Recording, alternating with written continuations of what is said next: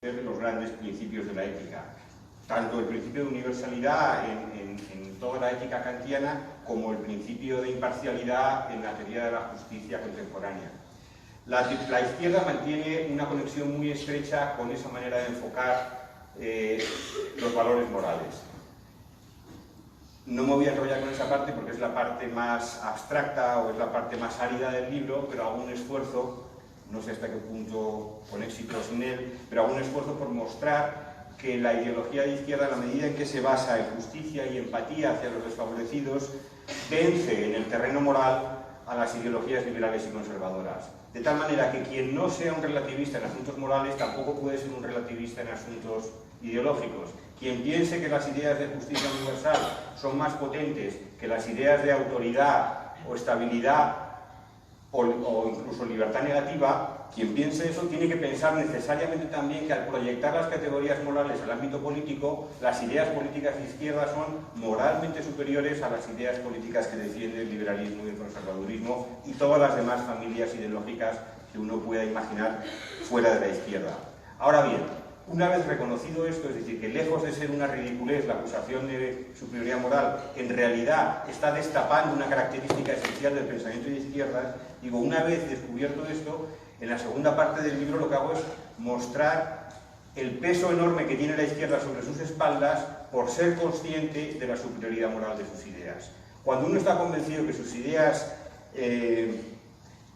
tienen implicaciones decisivas para el futuro del género humano, para la ordenación de la justicia en diferentes sociedades, con diferentes estadios de desarrollo, etcétera, etcétera, uno se impacienta cuando descubre que sus ideas no puede llevarlas a la práctica por falta de apoyo popular, por resistencia de los poderosos, por divisiones internas del movimiento, por lo que sea, y se crea una especie de impaciencia o de izquierda impetuosa que muchas veces no es capaz de frenarse a sí misma y arrolla con cualquier obstáculo que se interponga en su camino.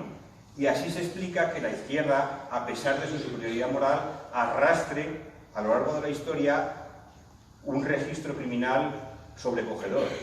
Entonces todos conocemos las matanzas que se han producido, bueno, las masacres que se han producido en momentos revolucionarios y posrevolucionarios, en los regímenes comunistas. Podemos discutir todo lo que queramos sobre el número de millones de víctimas mortales que hubo, pero fueron muchos, probablemente no sean los 100 que dicen los propagandistas de la derecha, pero fueron muchos en cualquier caso. Y ese registro criminal o ese registro violento de la izquierda no es incompatible, ya digo, con la superioridad moral de sus valores. Eso explicaría por qué la izquierda, a pesar de tantos fracasos y a pesar de tantos desastres, sin embargo, todavía hoy consigue activar actitudes de mejora social en todos los países del mundo y desde hace muchos siglos. Es decir, no es una cosa pasajera. El fascismo fue una cosa pasajera, creo. Hoy estamos todavía viviendo flecos, pero en realidad fue un régimen con una ideología política pasajera. La izquierda no lo es. La izquierda sigue teniendo esta capacidad para reinventarse a sí misma y apelar a principios de justicia que están en la constitución moral de muchísimos seres humanos. Pero ya digo, precisamente por eso, a veces actúa de forma irrazonable, de forma impetuosa, de forma impaciente, y también es intransigente con los desacuerdos internos. Cuando uno piensa que el futuro de la humanidad depende de sus ideas y alguien no las comparte, esa persona es eliminable. Esa persona es un enemigo de clase, es un traidor, es un pequeño burgués, es el adjetivo que nosotros queramos aplicar. Pero toda esa tradición de división interna de la izquierda, de enfrentamientos cainitas, de introspección, es decir, de dar una importancia enorme a los desacuerdos internos, procede en última instancia de esta conciencia de tener unos principios en los que hay mucho en juego, es decir, principios sobre los que puede descansar una praxis política que suponga realmente una mejora para la ciudadanía de la comunidad o del pueblo que sea en cada momento de la historia y en cada lugar del planeta. Entonces, en el libro intento jugar o explorar esta doble dimensión de la izquierda, que por un lado tiene valores superiores desde el punto de vista moral, pero por otro lado esos valores superiores le condenan a repetir error tras error en muchos terrenos, ¿no? Y la gran cuestión es si de alguna forma los ideales emancipatorios de la izquierda se pueden llevar a la práctica sin que se reproduzcan los mismos errores que se han venido acumulando durante muchas décadas desde hace un par de siglos. Y esa es la cuestión final que queda planteada en el libro y que planteo y que luego concreto de formas diversas que quizá vayan saliendo en la conversación. Entonces, hecho este resumen un tanto apresurado del contenido del libro, le voy a dar la palabra a Íñigo por fin y vamos a iniciar el diálogo. La idea es que estemos aproximadamente una hora hablando y que luego demos paso a intervenciones del público y podamos estar en total unos 90 minutos aquí reunidos. Muchas gracias.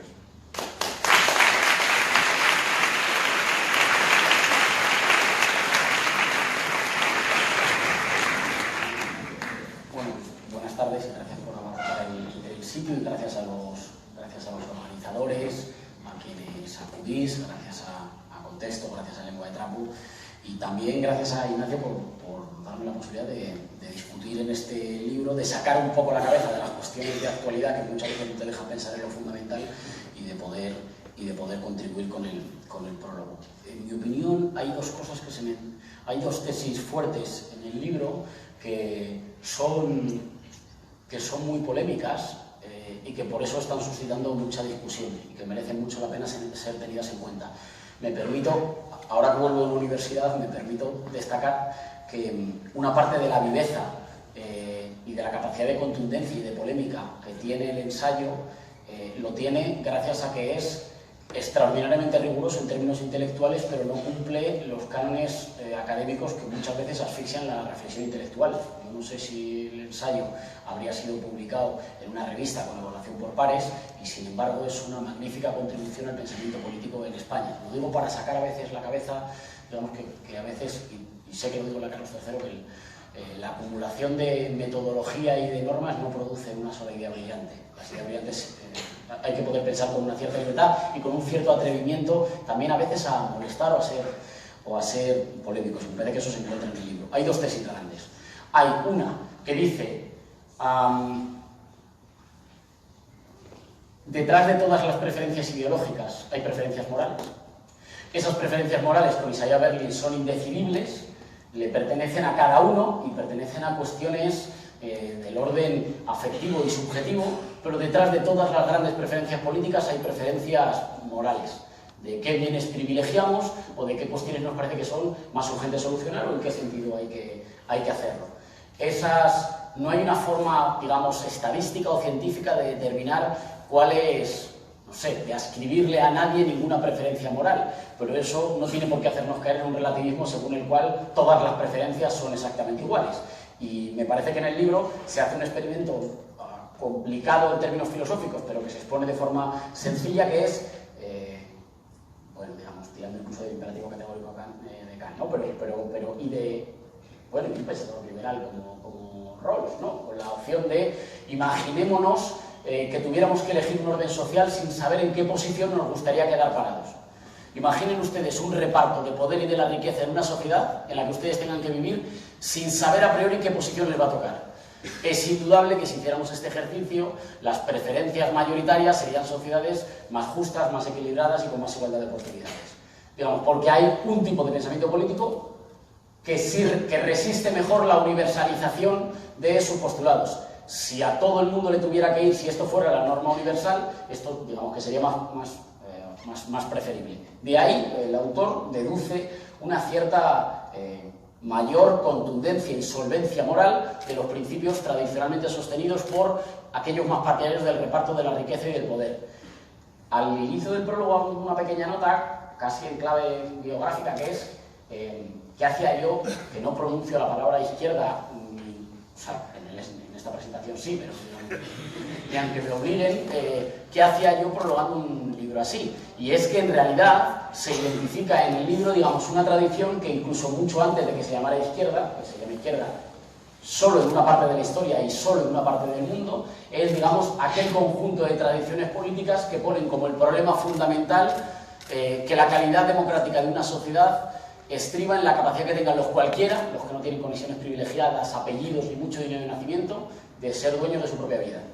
Si los cualquiera, en términos de Rancière, tienen más capacidad de dirigir su vida, de vivir una vida carente de miedo, de privación o de imposiciones, estamos ante una sociedad más democrática. Si por el contrario las razones que definen nuestra capacidad de ser felices o de vivir una vida digna tienen que ver con la herencia recibida, con las conexiones, con el lugar donde nacemos o con otras cuestiones, digamos, no decidibles por la colectividad, estamos ante una sociedad menos democrática. En esos términos, el autor defiende la mayor contundencia moral de las ideas que en esta parte del mundo y en esta parte, en este momento de la historia, llamamos de izquierda, pero que en general, digamos, en el conjunto de las ideas por la redistribución de la riqueza y por un mayor grado de soberanía o de poder para los de abajo. Lo digo para que no nos atasquemos en las etiquetas, que las etiquetas son medio y valen si valen para el fin, y si no hay que descartarlas. La segunda tesis es igualmente polémica. ¿Por qué pasa tan negativa? Pero en el texto.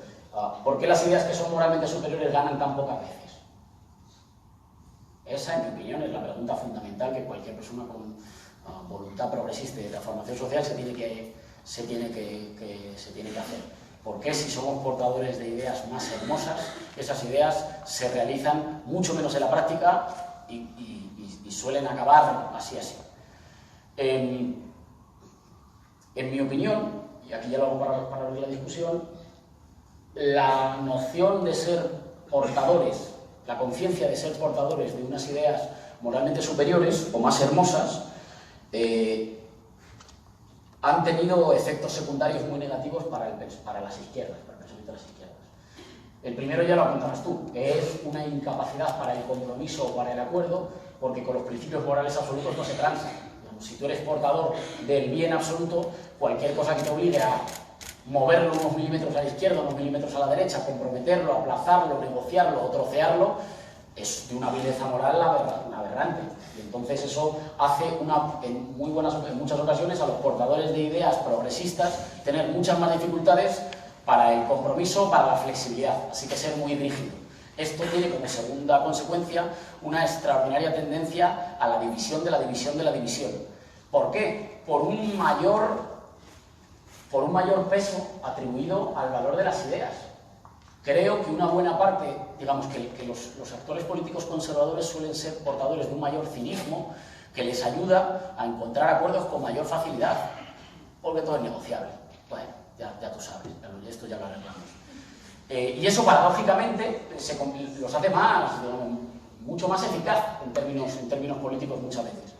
La tercera y más preocupante es esta noción muy presente en la izquierda, en las izquierdas fundamentalmente de cuño marxista, pero no solo, de que como la verdad ya está constituida, como ya existe, y yo soy portador de ella, o la tengo que averiguar merced a investigaciones económicas, o sobre la estructura productiva del país, o sobre relaciones históricas, como la verdad ya existe, yo lo que tengo que hacer es proclamarla. Y si mi pueblo no me entiende, pues peor para ellos. Digamos, ya se enterarán. Esa famosa frase histórica, de un sindicalista histórico que a mí me merece mucho respeto en España, que decía: no hay nada más tonto que un obrero de derechas. Esa frase es una frase que sirve como condena moral, pero que no explica nada. Sobre todo no ayuda en modo alguno a avanzar, digamos, el espectro político de las ideas progresistas. Ayuda a condenar moralmente. Yo ya he proclamado la verdad. Es una lógica, si quieren ustedes, muy similar a la de muchos cultos religiosos, por ejemplo a la de los cristianos. Yo proclamo la verdad, si luego me devoran los leones, pero yo ya he hecho mi parte. Digamos, con Weber es mucho más la ética de las convicciones que la ética de la responsabilidad. Lo más importante es proclamar los principios puros. Su realización política, eso luego ya veremos. ¿Será que la sociedad no está a mi altura? ¿La gente no me entiende? ¿Es que los medios cuentan las cosas de otra forma? Digamos, mucha capacidad de encontrar culpables o de regañar, pero muy poco de hacerse cargo de por qué ideas que son más justas, que albergan mejores posibilidades de futuro, no se desarrollan en un contexto. Hace que tengamos un tipo de deliberación en los ambientes progresistas que no ayuda a dotarnos de mayor capacidad para la victoria política, para construir hegemonía, es decir, un rumbo colectivo que incluye al conjunto de la sociedad, a algunos en primera línea y a otros acompañando porque no les queda más remedio, porque van arrastrados por el viento del momento. Y eso ha hecho descuidar, cierro con esto, en mi opinión, al pensamiento progresista, sobre todo, y recientemente vemos muchos debates relacionados con eso, una cierta reflexión sobre que las ideas no son verdaderas en abstracto, son verdaderas también con relación a la capacidad de generar acuerdo, consenso o valoración en una sociedad dada.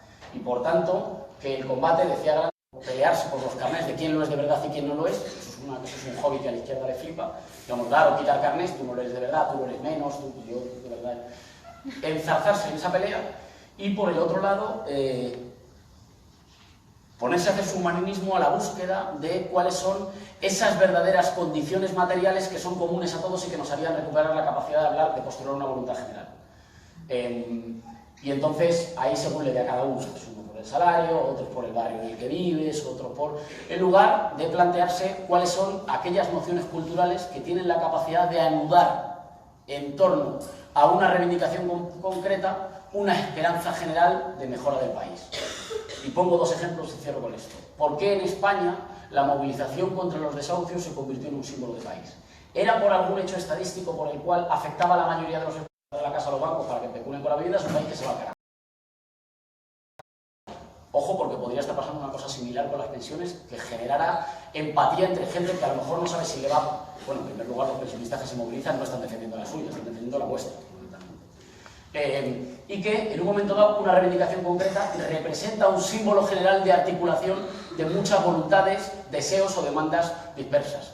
En mi opinión, deberíamos enfocarnos más en eso que en, digamos, el conjunto de discusiones, no sé, canónicas o de carnés o de espeleología en los datos para encontrar cuál es ese principio unitario en torno al cual construir voluntad colectiva. En el prólogo que ha escrito Íñigo se trata de una cuestión fundamental que yo ni por asomo había abordado en el resto del texto, que es la siguiente. Una vez que queda aclarada la cuestión de los valores morales que se defienden desde las distintas posiciones políticas que hay en toda democracia liberal, se abre la cuestión fundamental de cómo traducir esos valores morales en mayorías políticas. Y ese paso del terreno de los valores morales al terreno de las mayorías políticas supone un salto enorme. Y la cuestión está en cómo se puede realizar dichos saltos y qué condiciones tienen que darse, qué tipo de discursos, mensajes tiene que lanzar una fuerza política para que esos valores morales que están latentes en los individuos se activen políticamente y contribuyan a la formación de un movimiento amplio, emancipador, pro igualdad. Esa es una cuestión dificilísima, en la cual Íñigo ha hecho una aportación muy importante en la política española a través de la introducción de todo un debate sobre la hipótesis populista. Yo no voy a hablar apenas sobre eso porque no me manejo bien en ese terreno y además está aquí la persona que más sabe sobre ese asunto, pero sí me gustaría aproximarme a ese asunto a través de un medio indirecto, que es el siguiente. Durante mucho tiempo en las sociedades desarrolladas hubo una corriente muy fuerte en la izquierda que consiguió resolver en parte los dilemas que trae a la ideología de izquierdas la conciencia de superioridad moral. Y argumento en el libro que esa corriente fue la socialdemocracia. La socialdemocracia, en sus orígenes, y esto es muy interesante porque el vocabulario de los orígenes es muy distinto del vocabulario de hoy, en sus orígenes tenía una apelación moral constante a una comunidad de gentes que se debían obligaciones unos a los otros y que buscaban protección colectivamente a través del apoyo mutuo en dicha comunidad.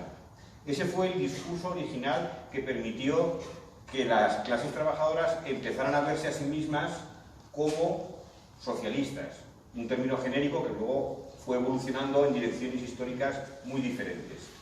Pero ese es el origen histórico que está en la socialdemocracia, y por eso la socialdemocracia, cuando triunfó como partido, como fuerza de masas, consiguió crear un mundo paralelo que daba sentido a sus componentes, es decir, estaban las casas del pueblo, estaban los mecanismos de aseguración, los mecanismos de pensiones privadas que proporcionaba la propia organización socialdemócrata, estaban las redes de lucha contra el alcoholismo, en los que la clase obrera, que era un problema muy grave para la clase obrera, y allí se establecieron formas políticas de ejercer la solidaridad para materializar en la práctica los valores morales que había detrás del ideal socialista. Eso ha tenido una evolución muy compleja a lo largo de un siglo aproximadamente. Y hoy el discurso moral de la socialdemocracia está muy alejado del que fue en sus orígenes.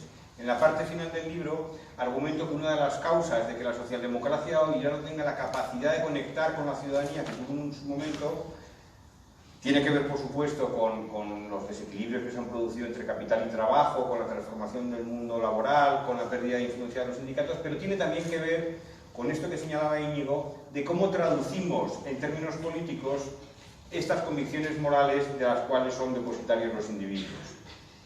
Y en la actualidad, o desde los años 80 hasta el presente, la socialdemocracia ha dejado un hueco enorme en las sociedades occidentales porque ya no justifica sus políticas de solidaridad o sus políticas redistributivas en términos morales, sino que lo suele hacer en términos económicos. Y entonces se dice que el estado del bienestar es positivo porque mejora la productividad, porque disminuye la desigualdad y la desigualdad es mala para el crecimiento económico, porque permite la incorporación de la mujer al mercado de trabajo, porque permite que haya mayor concentración de capital humano en la sociedad. Todo esto son consecuencias empíricas que los economistas han estudiado con profundidad de la existencia del estado de bienestar, pero no es lo que atrae a la gente a la defensa del estado de bienestar. Los ciudadanos que históricamente se comprometían con las formaciones socialdemócratas lo hacían por los esquemas de justicia que estaban detrás de todas las propuestas políticas que había en esos partidos. Eso se ha perdido de forma muy acelerada en los últimos años, en los años de la crisis económica. La caída del apoyo popular a la socialdemocracia en Europa Occidental es asombrosa, es la más rápida que se ha producido desde su creación. Es decir, había que pensar que en Suecia, en el año 1968, el Partido Socialista sacaba el 50% del voto y hoy está en el 30%. Pero en Francia ha desaparecido el Partido Socialista, en Holanda el Partido Laborista está desaparecido, en Grecia se lo ha llevado por delante la crisis económica. En España hay que recordar que el PSOE sacó en el año 1982 el 48% del voto. Estamos hablando de cifras muy elevadas, es decir, de mayorías sociales potentes, con capacidad de transformación. Y la socialdemocracia ha perdido el nervio moral para conectar con la ciudadanía. Ese hueco se tiene que llenar de alguna manera. Alguien lo aprovechará. Quizá los socialdemócratas se reinventen. Quizá vengan los populistas de Íñigo. No sé. Alguien tendrá que aprovechar esa bolsa enorme de ciudadanía que antiguamente confiaban los partidos socialdemócratas y que hoy los ha dado por imposibles. Y los partidos socialdemócratas se dirigen a los ciudadanos en un lenguaje que resulta ininteligible o que resulta poco creíble. No activa realmente lazos de solidaridad ni de lealtad que serían necesarios para constituir una fuerza política mayoritaria. Bien, la cuestión está en cómo, en las condiciones económicas en las que nos encontramos, en las que podríamos hablar de que hay una hegemonía liberal, o mejor dicho, una hegemonía neoliberal, es decir, que el rango de políticas económicas que se contemplan es muy estrecho, todas consisten en desregular mercados de trabajo, privatizar lo que quede del sector público, liberalizar el comercio sin restricción de ningún tipo, delegar las decisiones políticas a agencias no mayoritarias o no representativas, como son las agencias tecnocráticas, bancos centrales, agencias reguladoras, comisiones fiscales de supervisión, etcétera, etcétera, etcétera. Esa es la hegemonía intelectual que tiene el movimiento neoliberal, o lo que algunos llaman el colectivo neoliberal de pensamiento, en expresión de Philip Mirowski. Y en ese contexto tan desfavorable, y habiendo dejado a la socialdemocracia un hueco enorme, la cuestión es cómo podemos traducir las apelaciones morales antiguas que han dejado de ser efectivas en nuevas apelaciones políticas que construyan mayorías nuevas que permitan poner resistencia o incluso afirmar una alternativa al paradigma neoliberal en el que nos movemos. Me haría todo el mundo a comprar el libro, aunque solo fuera por leer el prólogo, y no es falsa modestia. Íñigo habla incluso del núcleo irradiador, se atreve a ponerlo en el prólogo, en el texto, ¿no?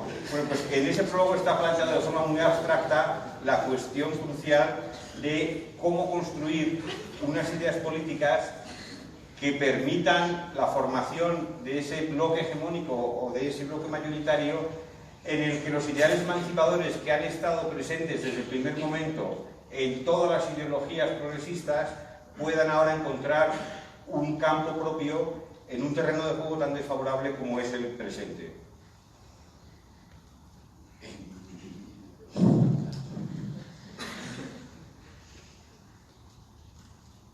Hay una cosa que compartimos, que está en toda la reflexión progresista hoy en día, que tiene que ver con no ser capaces de encontrar o tener muchas dificultades para encontrar las fórmulas o las recetas que permitan que, si es cierto, y me parece que eso es difícilmente discutible, que vivimos en países en los que el tipo de gestión de la crisis ha roto el contrato social, es decir, que ha construido países más injustos, en los cuales los privilegiados cada vez tienen menos responsabilidades con la sociedad en la que viven y la inmensa mayoría de la gente cada vez tiene más miedo por saber qué será de ellos en el futuro. Creo que esto es clave, digamos, es clave partir de aquí. Esto es lo que está pasando en Europa, la ruptura del contrato social, no por las reivindicaciones de la gente corriente, sino porque los segmentos de arriba de la pirámide social se han emancipado de cualquier obligación o responsabilidad para con el país en el que viven. Si esto es así, y por tanto esto ha dejado una gran mayoría damnificada, hay una gran mayoría que hoy, pues por ejemplo, sabe que va a vivir peor que las generaciones pasadas. ¿Por qué esa mayoría de gente que ha empeorado sus condiciones de vida no se ha convertido o cuesta tanto que se convierta en mayoría política? Esa es la pregunta. Es decir, ¿cómo se construye unidad de los perjudicados por el rumbo actual para que hagan fuerza suficiente como para cambiar el rumbo de nuestras sociedades? Una respuesta economicista diría hay que atender a qué es lo que comparten todos esos perjudicados por el rumbo actual en sus condiciones de trabajo o en sus condiciones materiales de vida. Esto se ha vuelto a poner de moda estos términos. No nos explican, sin embargo, por qué los sectores conservadores sí son capaces de construir unidad y construir mayoría en torno a gente que no tiene nada que ver con las condiciones de vida de aquellos que le votan. Por ejemplo, el éxito político del señor Trump, que es un multimillonario capaz de representar, en un sentido reaccionario que a mí me parece terrible, pero capaz de representar las esperanzas, los miedos o las expectativas de una buena parte de los perdedores de la globalización en Estados Unidos. Pero a pesar de que el adversario no aplica esas recetas y le van bien, insiste en que nosotros tenemos que aplicar las mismas que, digamos, nos han sumido en una especie de pozo de discusión interna durante mucho tiempo. Ahí me parece importante notar, en primer lugar, que en política no existe algo así como intereses falsos. Se ha puesto muy de moda ahora decir que los verdaderos problemas no se pueden abordar porque porque los políticos tapan los verdaderos problemas con banderas. Ojo, si las banderas tienen detrás millones de personas que las enarbolan, son tan ciertas y tan reales, nos gusten más o menos unas u otras. A algunos nos gustan solo unas, a otros las dos y a algunos ningunas. Pero en política no existe algo así como los falsos intereses que haya que desvelar y rasgar y decir, ven ustedes, el día que se caigan las máscaras todo el mundo descubrirá sus verdaderos intereses y ese día el proletariado, ahora ya les da vergüenza decir proletariado, entonces, no sé, los mejores trabajadores, ese día descubrirán sus verdaderos intereses y ese día ganaremos. Eso tiene dos problemas. Uno, no se realiza nunca y segundo, te pones a que no te pregunten, entonces, ¿tú para qué sirves? Digamos, ¿para qué sirven los intelectuales progresistas, los políticos progresistas, si todo consiste en esperar a que el día de las máscaras caerán y la gente descubrirá sus verdaderos intereses? ¿Tú para qué estás? Digamos, para proclamar el advenimiento del cielo y la tierra, ¿no? Si la gente no tiene intereses falsos, sino que entre todas las cosas que se pueden politizar o que a uno le pueden motivar emocional y afectivamente para movilizarse o para comprometerse, hay muchas opciones. Y unos preferimos unas y otros preferimos otras, pero eso es una lucha cultural. Es decir, que el objetivo central de la política no es desvelarle a la gente en qué bando está de verdad, sino construir las posiciones políticas, construirlas con un juego permanente de persuasión, de seducción y de articulación, que no es solo sumar cachos, sino ofrecer un horizonte ilusionante. Entonces nosotros estaríamos ante una tensión tan complicada como la siguiente.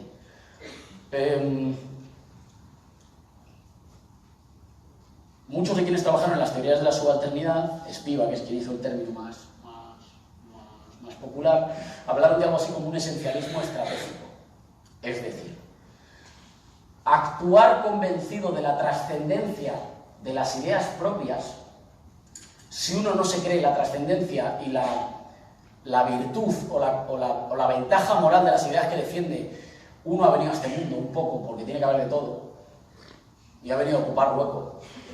Y eso ya tenemos muchísimo en la política y fuera de la política. Esto es No hay buenos políticos ni buenos gestores que no estén apasionados con alguna idea, con algo que quieran hacer. No se puede hacer bien las cosas si no hay un compromiso efectivo, eso ya cada uno que elija con qué, pero con un ideal de hacia dónde queremos llevar nuestras sociedades, nuestros pueblos, nuestros países. Actuar convencidos de la trascendencia de nuestras ideas, a nadie le movilizas diciéndole, oye, mira, hay que movilizarse por esto, que es una preferencia temporal que tenemos ahora, pero que a lo mejor el año que viene estamos en otra. No se moviliza por ideas inmortales, universales.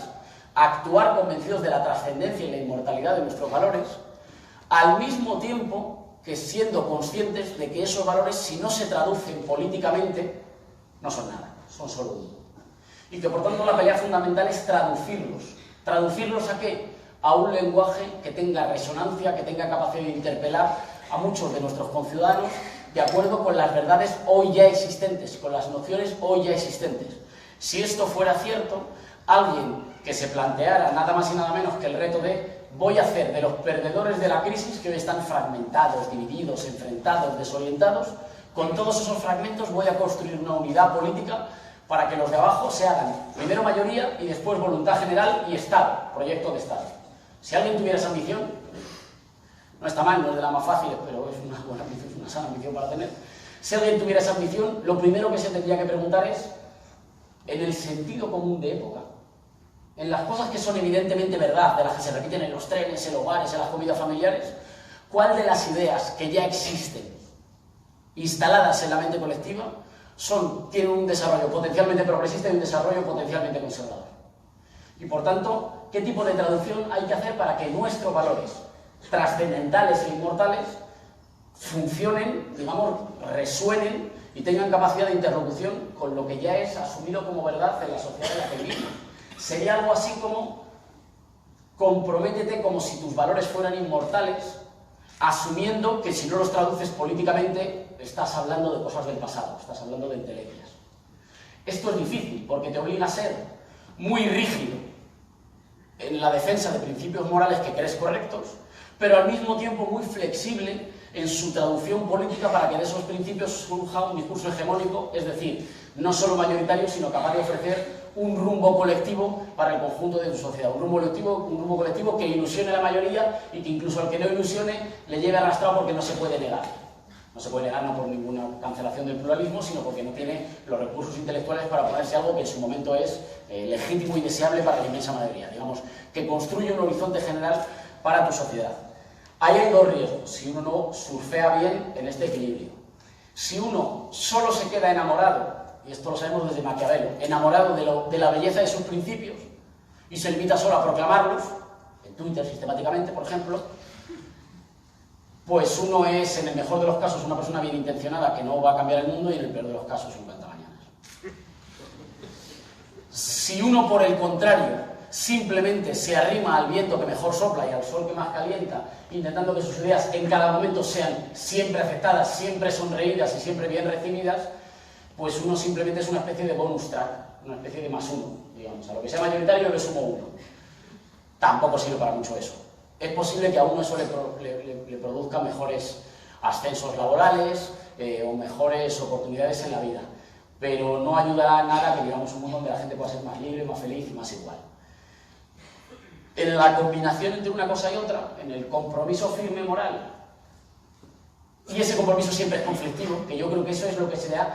Ignacio señala una cosa, no sé si es en este libro o es en otras discusiones que hemos tenido, porque ya se mezclan, pero una cosa que yo creo que es muy cierta.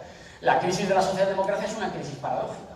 Es una crisis extrema de los partidos políticos que se siguen llamando socialdemócratas, mientras que es una generalización de subprogramas y subproyectos como el único horizonte posible de reequilibrio en un sentido de mayor justicia social.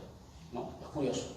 Digamos, a nosotros somos tachados por una parte, digamos, de los medios de comunicación y de la discusión pública en España de antisistemas por defender un proyecto que en muchos casos está a la derecha de los proyectos socialdemócratas clásicos en la Europa posterior a la Segunda Guerra Mundial.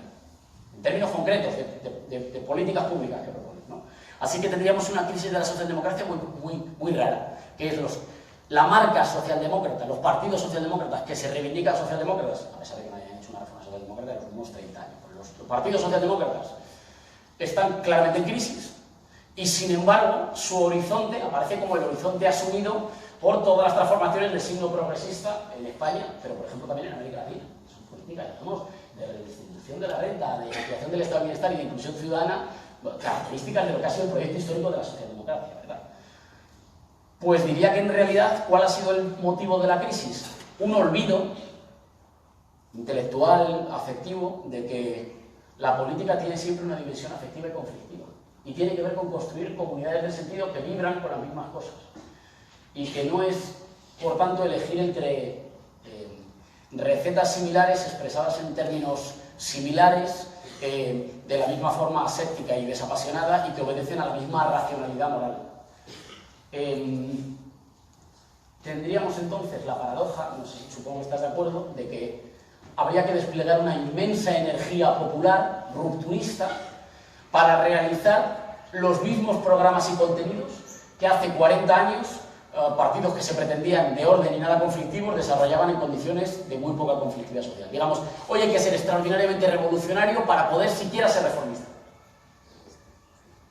Seguramente esa sería la paradoja más importante del pensamiento progresista o de las fuerzas progresistas de nuestro tiempo. Y no lo digo por preferencias estéticas. Es que incluso para desarrollar el más tibio programa reformista de redistribución de la renta y que por tanto defienda que solo se crece si se redistribuye, no al revés, no que hay que crecer para redistribuir, que la mejor forma de crecimiento es desarrollar sociedades más cohesionadas y que distribuyen más y mejor la riqueza y que ofrecen más oportunidades, exige una inmensa acumulación de caudal afectivo, emocional y político, es decir, la construcción de una comunidad, de un nosotros, o la construcción de un pueblo, y a eso ya sabéis cómo se le llama en parte del establishment. Voy a seguir por aquí cuestionando un poco las ideas de Íñigo en esta ocasión, porque si lo que estamos es buscando la forma de conseguir a través de una reinvención política de la comunidad ciudadana para hacer las mismas políticas que hizo la socialdemocracia hace 40 años, a lo mejor la ganancia no es la que conviene, ¿no? Es una ganancia pequeña. Entonces, hay una manera radicalmente diferente a la que ha planteado Íñigo de concebir el futuro que no pasa por la movilización ciudadana o no pasa por la construcción de hegemonías alternativas. Y voy a intentar explicar para provocarle un poco a ver cómo él encaja esta manera de ver las cosas. Entonces, yo aquí estoy hablando ahora como una persona que ve la sociedad desde fuera, como un analista, no como un político, ¿no? Y además lo voy a hacer como un analista un poco pretencioso, utilizando categorías casi hegelianas. Es decir, si el neoliberalismo en el que estamos instalados evoluciona de forma coherente hasta sus últimas consecuencias, es muy probable que en algún momento el sistema, los estados de los países desarrollados, terminen implementando algo parecido a la renta básica universal. La renta básica universal, las primeras propuestas de renta básica universal, de hecho, proceden del pensamiento neoliberal. El primero que ha hablado de un impuesto negativo es Milton Friedman, en los años 60. Y para mucha gente en la izquierda, la idea de la renta básica universal es una idea ajena a ellos, porque consideran que lo único que hace es condenar al individuo a depender de sí mismo como una especie de átomo social que tiene garantizado unos ingresos que va a utilizar para consumir lo que le apetezca. Unos lo utilizarán para ganar más dinero con otros trabajos y hacer una carrera o poner un negocio, otros lo utilizarán para irse a hacer surf a Hawái y otros lo gastarán en vicios. Cada uno podrá hacer con la renta básica universal lo que quiera. Para mucha gente en la izquierda eso supone el éxito definitivo del programa neoliberal. Pero claro, uno también puede pensar que si nos olvidamos de los programas clásicos socialdemócratas y pensamos en sociedades desarrolladas en las que pueda haber esquemas de renta básica universal, el hecho mismo de que exista la renta básica universal permitirá que el neoliberalismo se transforme en otra cosa. Es decir, tendrá una transformación interna, o si queremos utilizar una palabra muy antigua, una transformación dialéctica, por la cual el neoliberalismo, al llegar hasta sus últimas consecuencias, que es garantizar a todo ciudadano la posibilidad de consumir, ya no será más neoliberalismo, será otra cosa, porque la gente tendrá la capacidad material para hacerse cargo del destino de su vida en la dirección que a cada uno le apetezca, que en parte es el sueño liberal de siempre. Es decir, al liberal lo que más le gustaría es que no hubiera necesidad de hacer política porque todo el mundo tuviera garantizado unos recursos mínimos y pudiera hacer con ellos lo que le diera la gana. Bien, es probable que la política vaya a evolucionar por ahí. Yo no lo veo imposible. Es decir, si los mercados de trabajo siguen deteriorándose y hay una crisis de crecimiento y el Estado no más de sí porque no es capaz de mantener toda la maquinaria redistributiva, administrativa que eso requiere, en algún momento el propio neoliberalismo puede contemplar la posibilidad de establecer una renta básica universal que nos condene a cada uno a ser de una vez por todas la mónada individual que no guarda relación con los demás, pero en ese mismo momento habrá tal grado de libertad personal que ya no será neoliberalismo, será otra cosa. Y yo no sé si la sociedad va a evolucionar más por esa vía que por la construcción de movimientos populares que reivindiquen una realidad nostálgica que es la realidad de los 30 años gloriosos de cuando la socialdemocracia, por los motivos de economía política de la posguerra, eran la ideología dominante y los conservadores y los liberales no sabían qué hacer si no era keynesianismo. Podían ser menos audaces, menos ambiciosos que los socialdemócratas, pero estaban condenados a hacer lo mismo que hacían los socialdemócratas.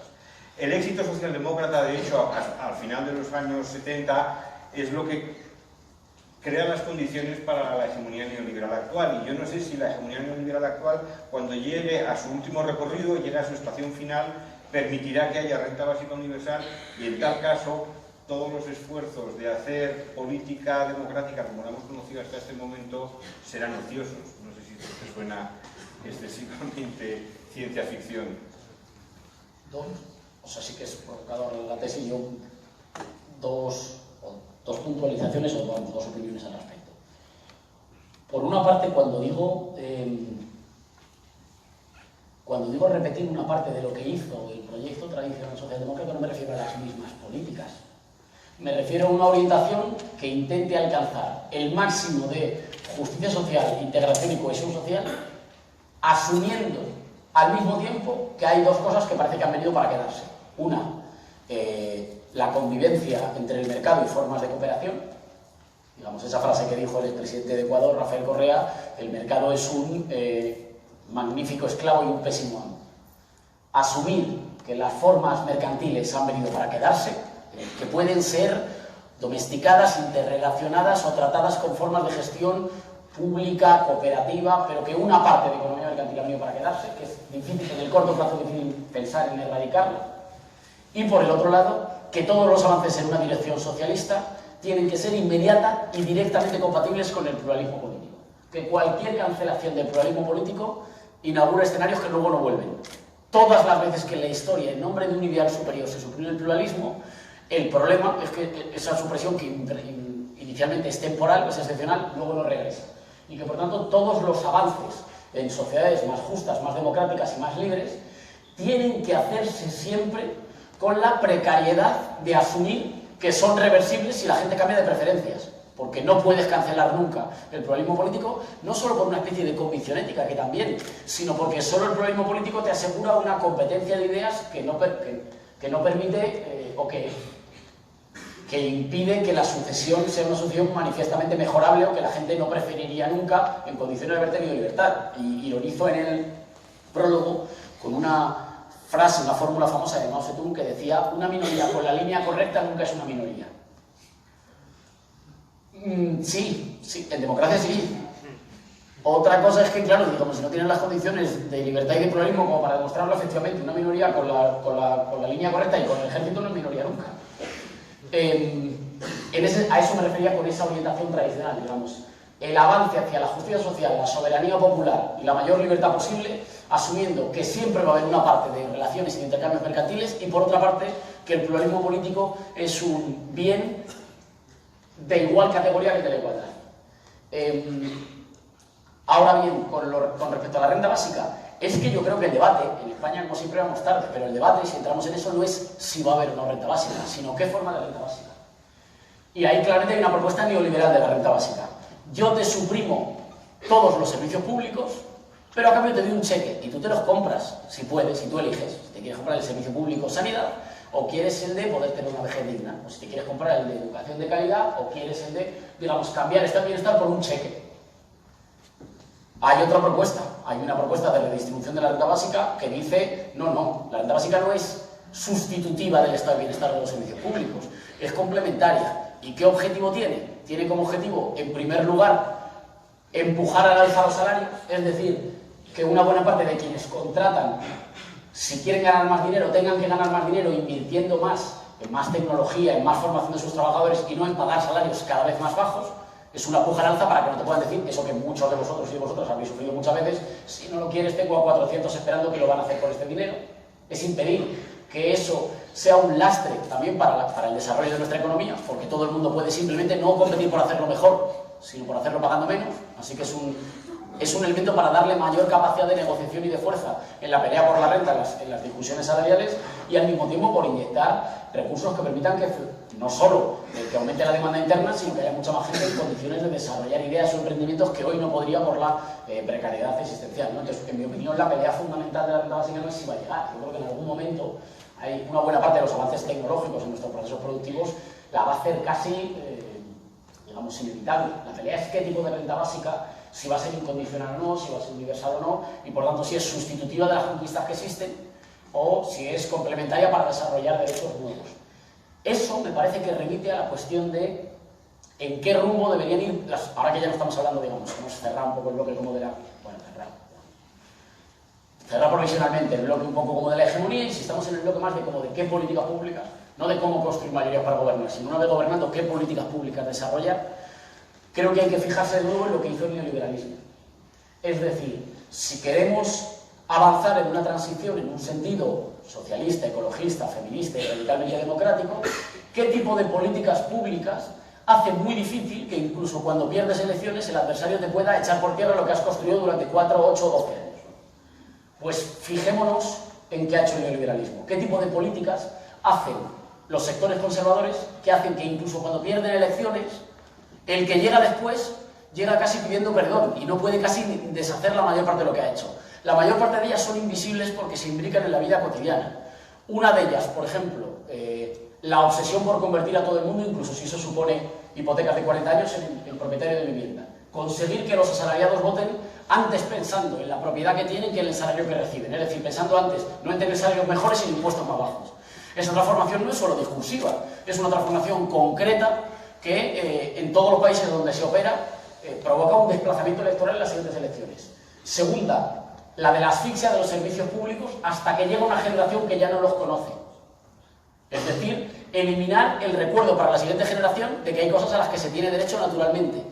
Eso implica siempre protestas al principio, pero si las aguantas una generación entera, has criado una generación que se desarrolla, pongamos en nuestro país. De los que estáis aquí, no sé cuántos trabajáis, ¿cuántos conocéis lo que es un convenio colectivo en el trabajo en el que estáis? Por lo que es que haya representación sindical normal, lo que es que el trabajo no esté regido por la ley de la selva de si no lo quieres te vas a la calle.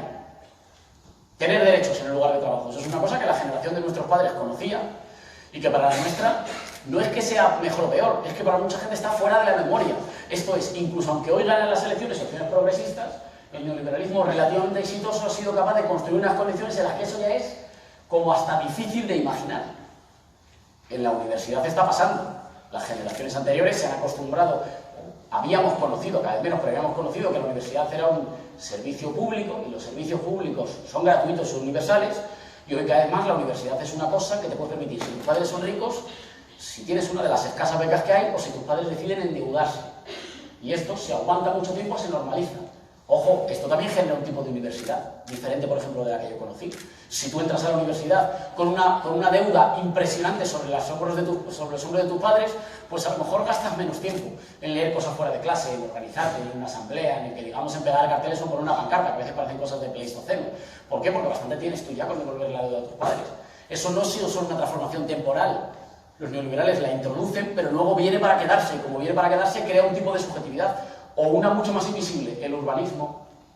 Un tipo de urbanismo determinado para que no haya plazas, no haya lugares de encuentro, no haya lugares donde te cruces con la gente, en la que todo el mundo vive en, digamos, unidades, bloques cerrados que solo se comunican con gente que vive en otros bloques cerrados a través de 4x4 los que entran en los parkings de los centros comerciales. Es una construcción que se hace muy fácil en un plan general de ordenación urbanística, pero esa es irreversible luego. No irreversible, pero relativamente irreversible. Construye un tipo de forma de relacionarse que privilegia mucho más la soledad o que solo te encuentras en los sitios donde consumes que un tipo de urbanismo que privilegia más, por ejemplo, los encuentros comunitarios, las plazas, los bancos, los parques, por ejemplo. Digamos que hay un tipo de urbanismo nada neutral que hace desaparecer. Si vemos estos ejemplos de cómo el neoliberalismo hace transformaciones en la vida cotidiana que son más duraderas que las victorias electorales, que hacen que incluso cuando ellos pierden las elecciones, esas transformaciones han generado una forma de ser, un tipo de antropología, nos tenemos que fijar en qué tipo de transformaciones. Yo creo que la renta básica es una de ellas, pero transformaciones en el urbanismo, transformaciones en las relaciones cotidianas, tienen la capacidad de generar una irreversibilidad en sentido bueno. Pongo un ejemplo, para que no parezca que estoy hablando de cosas muy lejanas, pongo un ejemplo concreto. El gobierno Zapatero impulsó la ley de matrimonio igualitario. Esa ley originó manifestaciones masivas de la jerarquía de la Iglesia Católica y de los sectores conservadores contra el derecho de los gays o de las lesbianas a casarse, en pie de igualdad con los heterosexuales. Y el Partido Popular se comprometió a que lo derogaba cuando llegaba al poder. Y cuando llegó al poder no lo derogó. Así que seguimos teniendo un país igualitario en el que todo el mundo se puede casar con independencia de quién ame.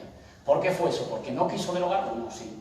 Pero esa ley había generado un tipo de irreversibilidad que hacía que incluso sus antagonistas o sus adversarios no pudieran darle a rebobinar. ¿Por qué? Pues, por ejemplo, se había criado ya una generación que había visto parejas gays o lésbicas en las redes sociales, en las series de televisión o en los concursos de televisión. Y que por tanto se había criado con que eso era normal. Es muy difícil meterle a esa gente otra vez en la cabeza que aquello sea normal, cuando se ha criado viendo que aquello es normal. Por ejemplo, generas una cierta irreversibilidad jurídica. ¿Qué haces? Descasas a la gente casada. A la gente casada, todos ellos le vas a buscar a casa y le vas a buscar un alguacil y le dices, oh, usted ya no está casado. Bueno, igual se alegra, usted ya no está casado. Ese tipo de transformación, digo para no poner solo transformaciones sin conservador, para poner transformaciones que me parecen buenas, siendo progresista y democrático, genera una cierta irreversibilidad que hace que incluso cuando después gana el adversario no lo puede echar atrás, no puede rebobinar. En mi opinión, deberíamos preguntarnos cuáles son las transformaciones concretas en la vida cotidiana y, ojo, que muchas de ellas no son grandes, no parecen grandes cosas. Por eso me interesa poner, por ejemplo, el urbanismo. No parece una gran transformación y genera una forma de estar en el mundo. ¿Cuáles son esas transformaciones? Que gobiernos progresistas, que no lo podrán hacer todo, pero que quedarán transformando en un cierto sentido, pueden impulsar de tal manera que cuando vuelvan a ganar las elecciones en 10, en 12 o en 24 años, el terreno sobre el que peleen sea un terreno que reproduzca más fácilmente sus valores. Cerraría diciendo que es en realidad como no tener la sensación de que cuando hay gobiernos conservadores tienen todo el poder, pero cuando hay gobiernos progresistas es como si los conservadores se hubieran ido, pero un poco, siempre están un poco ahí, como diciendo, manténmela así un poco caliente porque yo la vuelvo, que en realidad esto es una cosa que la gente se ha vuelto un poco loca, la ira ciudadana impulsa. La gente se ha vuelto un poco loca, pero vamos a volver enseguida. Se trata de construir, digamos, una cosa un poco similar. ¿Qué tipo de transformaciones en la vida cotidiana, concretas, generan hábitos? A mí me sorprendió mucho cuando estuve de Erasmus con Jorge Moruno, que veíamos que en la universidad donde estudiamos, digamos en Holanda, las taquillas no se cerraban. Claro, yo me imaginaba en mi facultad, yo no me gusta hablar de mi facultad, en cualquier facultad, vaya, me imaginaba en cualquier facultad que no cierran las taquillas. Y en realidad habíamos comprobado que un tipo de comportamiento que privilegiaba sistemáticamente lo público y la cooperación genera comportamientos después que se han acostumbrado a comportarse, claro, cuando a lo mejor se vende aquí, pero que se han acostumbrado, digamos, a disfrutar del espacio público, un espacio que no es de nadie, pero que de todos, en el que se cuidan las cosas. Hay tipos de transformaciones concretas, inmediatas en la vida cotidiana que generan una cierta irreversibilidad, que te preparan el terreno para que después de cada avance venga otro mejor, asumiendo que esto es un juego como las mareas de flujo y reflujo. En los momentos de flujo, de auge, ¿qué transformaciones institucionales se pueden dejar para que cuando luego venga el reflujo no solo resistan, sino que te permitan regresar en condiciones de mayor fortaleza que aquellas en las que llegaste? Creo que la renta básica, no en el modo neoliberal, sino en el modo complemento, quizá de los salarios que los empuja al alza y complemento de los servicios públicos, pues por ejemplo genera que una vez instalada va a ser difícil convencer a la población de que ya no tiene derecho a ello, pero además tiene un efecto de empujar al alza de los salarios y de la capacidad de negociación en los lugares de trabajo. Y eso no se desmonta solo, no sé cómo lo ven, pero eso no se desmonta solo con una victoria o con una derrota electoral. Diría que se trata de, en un cierto sentido, de aprender y de copiar de la gran revolución que hacen los neoliberales en los 80 para hacerla en un sentido drásticamente diferente. Yo creo que deberíamos dar la palabra a la gente si hay alguien que esté interesado en intervenir. Por ahí hay manos. Alguien.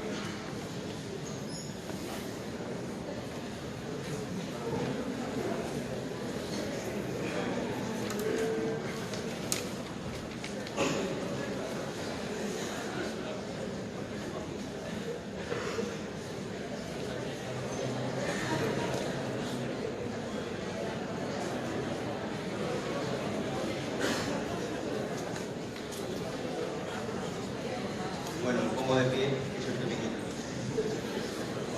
Buenas tardes, muchas gracias. A mí me gustaría preguntar, no sabe muy bien cómo introducir la pregunta, pero sobre el papel de la crisis de la socialdemocracia en el auge de la extrema derecha. Estamos viendo que la crisis de la socialdemocracia ha generado un tablero político en el que los partidos de izquierda, a pesar de esta crisis, cada vez abrazan más la socialdemocracia, dejando libre un espacio, digamos, más radical. No me gusta la palabra radical, pero igual un poco más izquierda que la socialdemocracia. Y al dejar vacío ese espacio en el tablero político, ha sido aprovechado por la extrema derecha, que con tintes xenófobos, nacionalistas, patrióticos, etcétera, se ha apropiado de políticas que podían pertenecer antiguamente a la izquierda. Entonces mi pregunta es esa: ¿qué papel tiene la crisis de la socialdemocracia en el auge de la extrema derecha? Vamos a acumular varias preguntas y luego intentamos responder.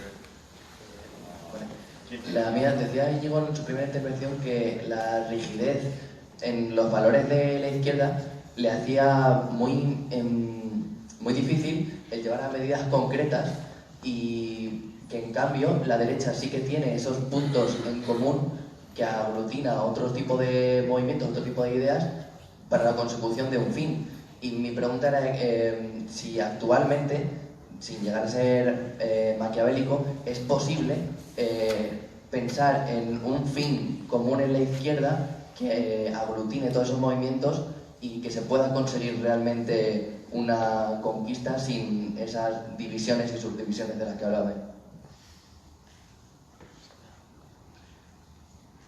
Hola, bueno, en vuestra presentación, aquí, he visto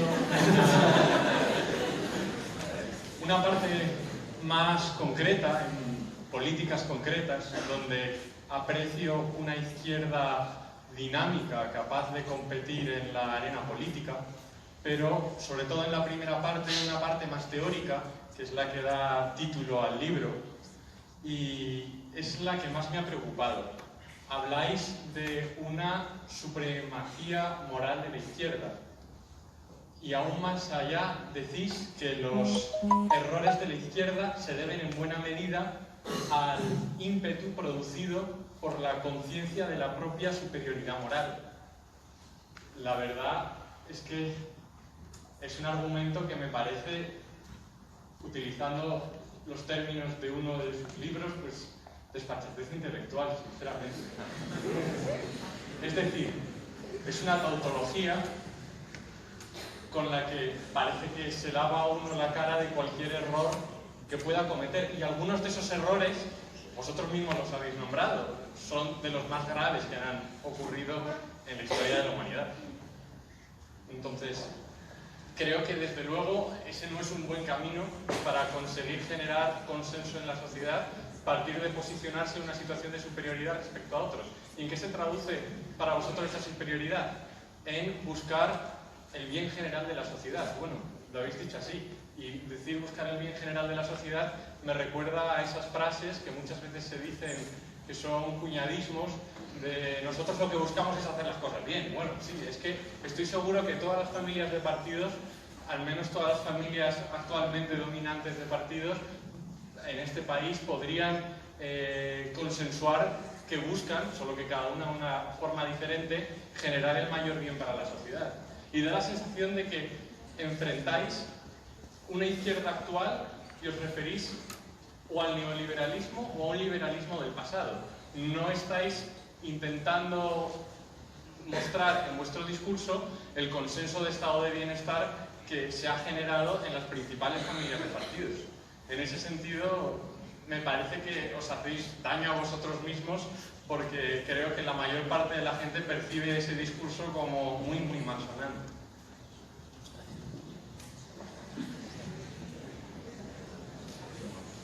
Sí, vamos tres y... Sí.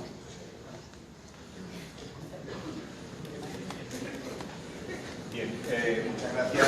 Luego habrá oportunidad para más preguntas. Voy a intentar ser lo más breve posible para que haya hueco para más cuestiones. Han salido algunas muy interesantes.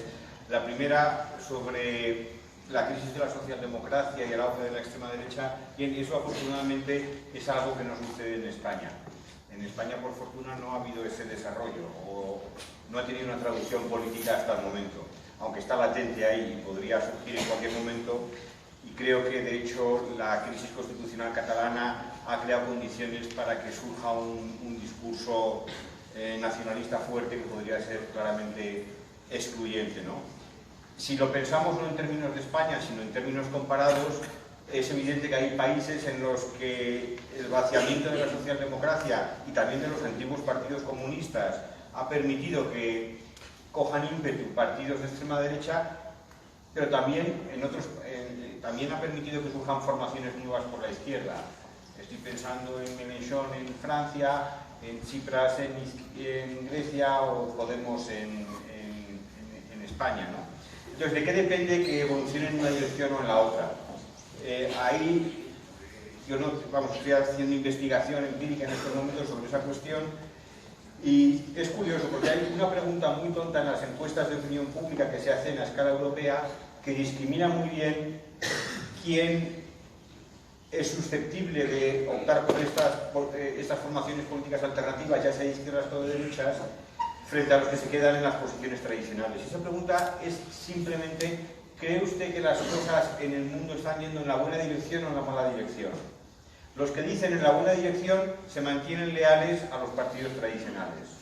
Los que dicen que las cosas están yendo en la mala dirección optan o bien por la desmovilización, es decir, por la abstención, o bien optan por formaciones alternativas, formaciones nuevas. ¿Por qué en algunos casos lo hacen por la derecha y otros por la izquierda? Pues esto es interesante. Entre la gente que dice que las cosas están yendo en la mala dirección, quienes tienen niveles elevados de educación suelen optar por la izquierda. Y quienes son más jóvenes también. Quienes son mayores y tienen menores niveles de educación, que son los que están comprobando que sus hijos van a vivir peor que ellos, les entra una nostalgia del orden antiguo que les hace aproximarse en mayor medida a la opción derechista. Entonces vemos que hay itinerarios diferentes desde un tronco común que tiene que ver con la insatisfacción con el rumbo general de la situación en el mundo o en su país. Y eso es lo que explica también que haya a veces coincidencias entre las formaciones de derecha fuerte y las formaciones de izquierda fuerte en torno a conceptos que el establishment en todos los países descartan como anticuallas o como cosas obsoletas. Por ejemplo, la idea de soberanía. La idea de soberanía es una idea que han renunciado a ella los partidos tradicionales, sobre todo en Europa. En Europa se considera que es un atavismo político que procede del siglo XIX, de los manuales de derecho constitucional, pero que la soberanía no tiene ninguna presencia real en la política actual. Y que quien defienda soberanía es un nostálgico. Bien, curiosamente, tanto en las formaciones de izquierda como en las formaciones de derecha más fuertes por los extremos, hay una reivindicación de soberanía que choca de manera directa con lo que podríamos llamar de forma quizá abusiva la lógica neoliberal, en la cual la democracia es un mecanismo para la alternancia política, pero no es un mecanismo para el autogobierno colectivo, es decir, que la comunidad decida qué tipo de rumbo quiere seguir. Entonces, ahí hay un montón de trabajo por hacer para entender exactamente por qué en algunos países la opción de la derecha xenófoba es más poderosa y en otros países está igualado, como en Francia, y en otros países finalmente la opción que gana más terreno es la de un movimiento en la izquierda. También quería decir algo sobre la última intervención en la que yo creo que se ha desvirtuado un poco el mensaje del libro. No hay ninguna complacencia en el libro, ni en su autor, ni creo que tampoco en Íñigo, con respecto a las tragedias que ha provocado la izquierda. Al revés, es un motivo de reflexión muy profundo de qué es lo que falla, qué es lo que ha fallado históricamente para que cuando la izquierda ha intentado asaltar el poder se hayan producido estas catástrofes humanitarias. Eso no es en absoluto, o sea, el argumento de la superioridad moral de la izquierda no es una disculpa, no es una justificación de esas catástrofes. Al revés, lo que intenta es explicar por qué se han producido. Y la paradoja de la izquierda es que se han producido por motivos sublimes, a diferencia de las catástrofes que ha provocado la derecha fascista, el colonialismo liberal o otras muchas, o el nacionalismo excluyente.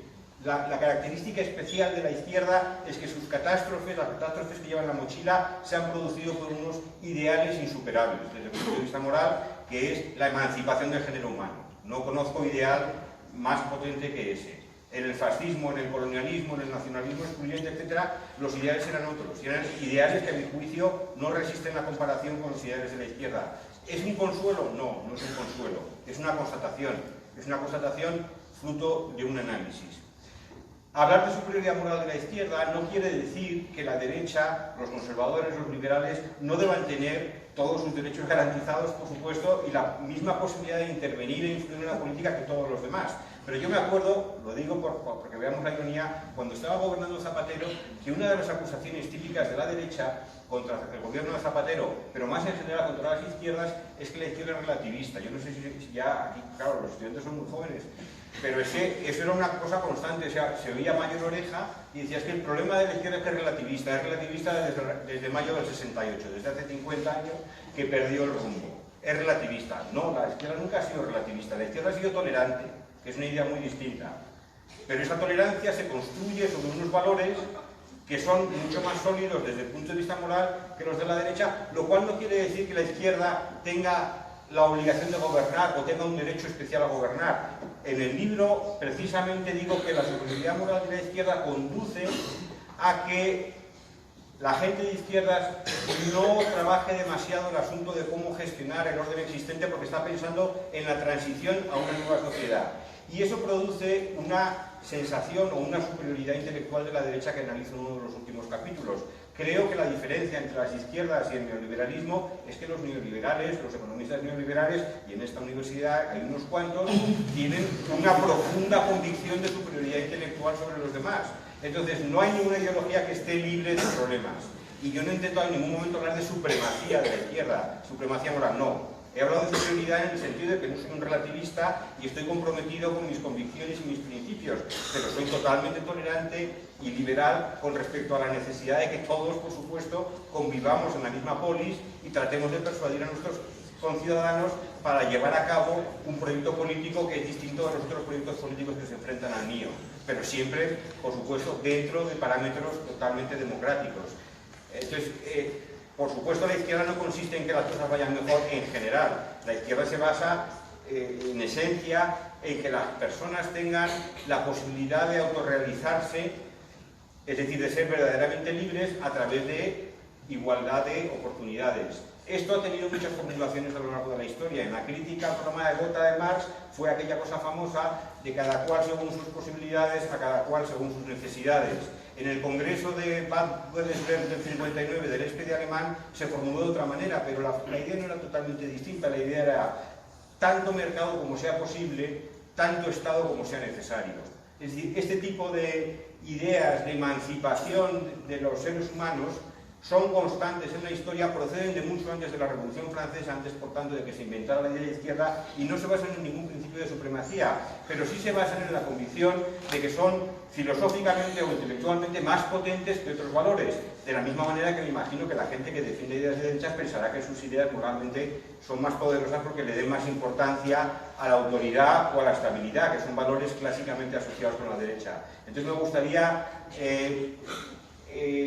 disipar la duda sobre el alcance de la tesis, porque de verdad que no tiene nada que ver con una idea de supremacía, es otro tipo de argumentación, y es una argumentación que se toma muy en serio todos los desastres que la izquierda ha producido a lo largo de la historia, y que por lo tanto tiene que corregirlos, tiene que incorporarlos y tiene que saber cómo evitarlos en cualquier proyecto de transformación social.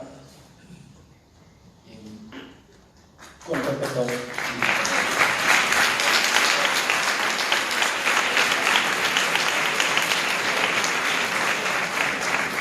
Con respecto a la primera pregunta, digamos, ¿es la crisis yo creo que es evidente, digamos, que hay una relación entre una parte de la crisis de la socialdemocracia y el auge de fuerzas reaccionarias, que creo que tiene que ver, no me parece un dato menor, sino es más importante notar que en España eso no ha sucedido. Como yo he venido a hacer reflexión intelectual y no trabajo político, no diré por qué. Pero yo tengo una tesis de por qué en España no hay una fuerza que haya capitalizado el descontento con la crisis, con la corrupción y con el maltrato de los de arriba en un sentido no de profundización democrática, sino más reaccionario. Y se llama en primer lugar 15M y, digamos, lecturas políticas o iniciativas políticas surgidas al calor de. ¿Por qué creo que ha pasado eso? Bueno, en mi opinión, porque allí donde las fuerzas políticas progresistas han abandonado una parte de los valores fuertes, de las ideas fuerza, de la importancia de la identificación nacional en nuestro país, fruto de una parte de los complejos históricos y del resultado histórico de la guerra civil y de la transición, hemos llegado a una especie de conclusión muy extendida en el ámbito progresista, según la cual ser progresista es ser alguien sin identificación nacional. Todos los otros pueblos podrían tener identidad nacional, y nos encanta además que la tengan, pero los españoles seríamos un tipo de ciudadano particular que no podría tener orgullo nacional o identificación patriótica. Tanto es así que la bandera sería una cosa para gente que no se entera de nada, no gana siempre, pero no se entera de nada, y cuanto más progresista sea uno, más cosmopolita tiene que ser. No, yo soy ciudadano del mundo.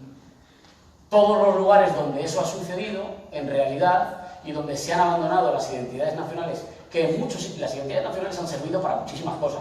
Tendría razón quien diga que en nombre de la nación se han cometido crímenes terroríficos, pero también tendría razón quien diga que en nombre de la nación se han hecho algunos de los mejores avances democráticos o de protección social. La nación como comunidad de origen que decide que los que vivimos aquí nos cuidamos. ¿Cuál es la diferencia? Si lo que define quiénes somos parte de la nación, en mi opinión, es qué sangre tienes, dónde has nacido, quiénes son tus padres, o define una voluntad ciudadana de quienes trabajamos aquí, decidimos constituir una comunidad que no deja a nadie atrás. Esta idea muy bien expresada en términos de otras latitudes de que la patria es el otro, es decir, que la patria es una solidaridad ciudadana compartida.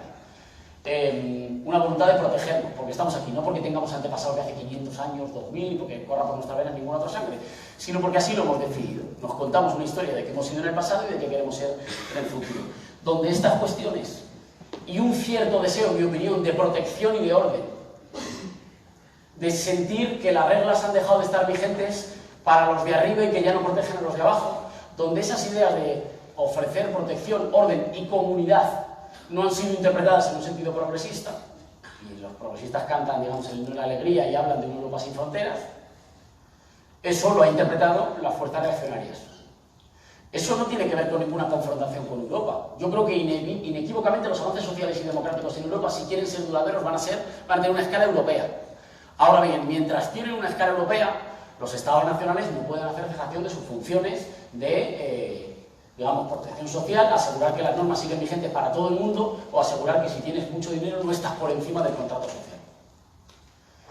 Todos los lugares donde no ha habido iniciativas progresistas que han dado una respuesta a esta voluntad de comunidad, de orden, de protección y también a una cierta identificación nacional, estas ideas han sido hegemonizadas en un sentido reaccionario. Digamos que no construye la patria francesa en función de quienes trabajamos aquí, sino de los que somos herederos por sangre de Juana de Arco.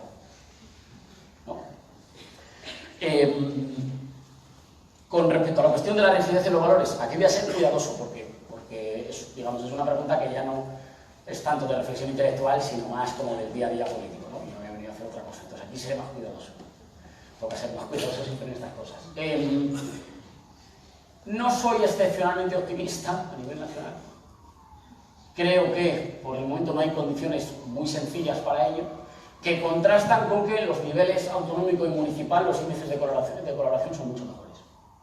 En muchos municipios y en muchas comunidades autónomas hay índices de colaboración entre fuerzas que se reivindican progresistas, unas quieren ir más lejos, otras menos, que han sido capaces de entenderse y de sacar adelante a gobiernos que están, en mi opinión, de manera bastante razonable, transformando las condiciones de vida sin erosionar los derechos de nadie, transformándolas en el sentido de hacerlas más justas, instituciones más transparentes y más democráticas. Soy más optimista con respecto a esa colaboración en ámbitos autonómicos y municipales que en el corto plazo con una cierta colaboración nacional, pero añadiría dos cosas. Uno, si las fuerzas progresistas en España no aprenden a desarrollar un tipo de competición virtuosa, lo pagarán, y lo pagarán todas. ¿Competición virtuosa qué es? ¿Es renunciar a las ideas propias? No. ¿Es renunciar a que quieres ganar al otro? No, en absoluto. Es asumir que esa puja, pongo un ejemplo del otro lado. Hoy en día creo que la dinámica política española está presidida fundamentalmente por una competición en el campo conservador entre Ciudadanos y el Partido Popular. Esa competición no solo no les desgasta, sino que mientras compiten, derechizan la agenda pública española. Es una competición en la que los dos ganan, porque en esa competición de ver quién empuja más alto hay que eliminar el catalán de las escuelas, no, y de las guarderías, no, y de los padres, no, en esa competición, a ver, más agresiva, en realidad va pujando al alza de manera tal que lo que hace es que reequilibra en un sentido conservador la sociedad española. No les erosiona, porque la suma de votos entre los dos no es menor desde que se ha abierto la competición, es mayor. Según dicen las encuestas, que hay que cogerlas así, pero según dicen, la suma de votos es mayor. Así que se habría inaugurado en el campo conservador una competición que no les daña, sino que escora en un sentido conservador a la sociedad española. Yo creo que los dos otros polos que pueden escorarla en un sentido progresista son las dos cosas más importantes para mí que están pasando, que es la movilización feminista, recuerdo la huelga del 8 de marzo, y la movilización de los pensionistas.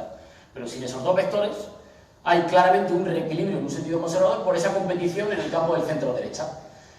Porque ahí me parece una cierta competición virtuosa.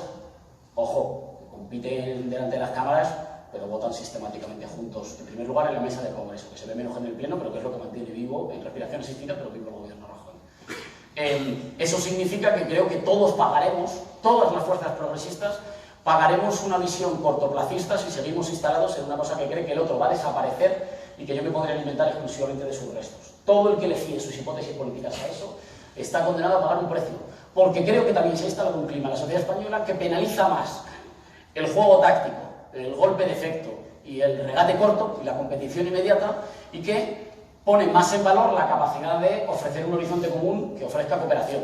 Me parece que esto es evidente. Y el que crea, bueno, pero fíjate que en esta pugna el otro pierde más. Ojo, que aquí puede haber digamos, derrota para todos, o pérdidas para todos. Creo que hay momento, ¿no? Creo que claramente de la valoración de los ciudadanos con respecto a sus ayuntamientos o algunas comunidades autónomas de signo progresista a la valoración de la situación o de cómo están operando las fuerzas progresistas a nivel nacional, hay mucha diferencia. ¿Cuál es esa diferencia? Que creo que el clima político español pone hoy en día más en valor la cooperación que la competencia. Esa cooperación no excluye que tú tengas disputas. Yo creo que mis ideas son las mejores, si no, no militaría. Claro, si no, ¿para qué estoy aquí? Yo creo que mis ideas son las mejores, pero voy a tener que cooperar con gente que tiene otras. Fijaos, por ejemplo, lo bien recibida que fue mediática y socialmente la propuesta de colaboración entre Ciudadanos y Podemos para modificar la ley electoral. Fue muy bien recibida, por el PSOE y el PP no, pero fue muy bien recibida en términos mediáticos y fue muy bien recibida bueno, yo, como soy una especie de medio de CIS andante, que la gente te para y te cuenta las cosas que piensa, fue muy bien recibida.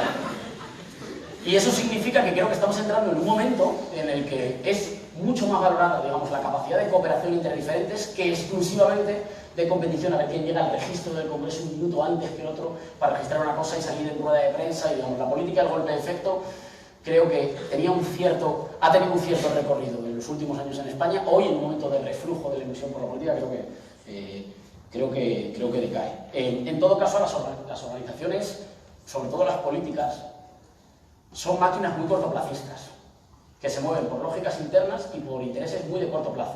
Así que a las organizaciones políticas hay que empujarlas y hay que obligarlas. Por ejemplo, el acuerdo progresista en Portugal es un acuerdo forjado por los sindicatos.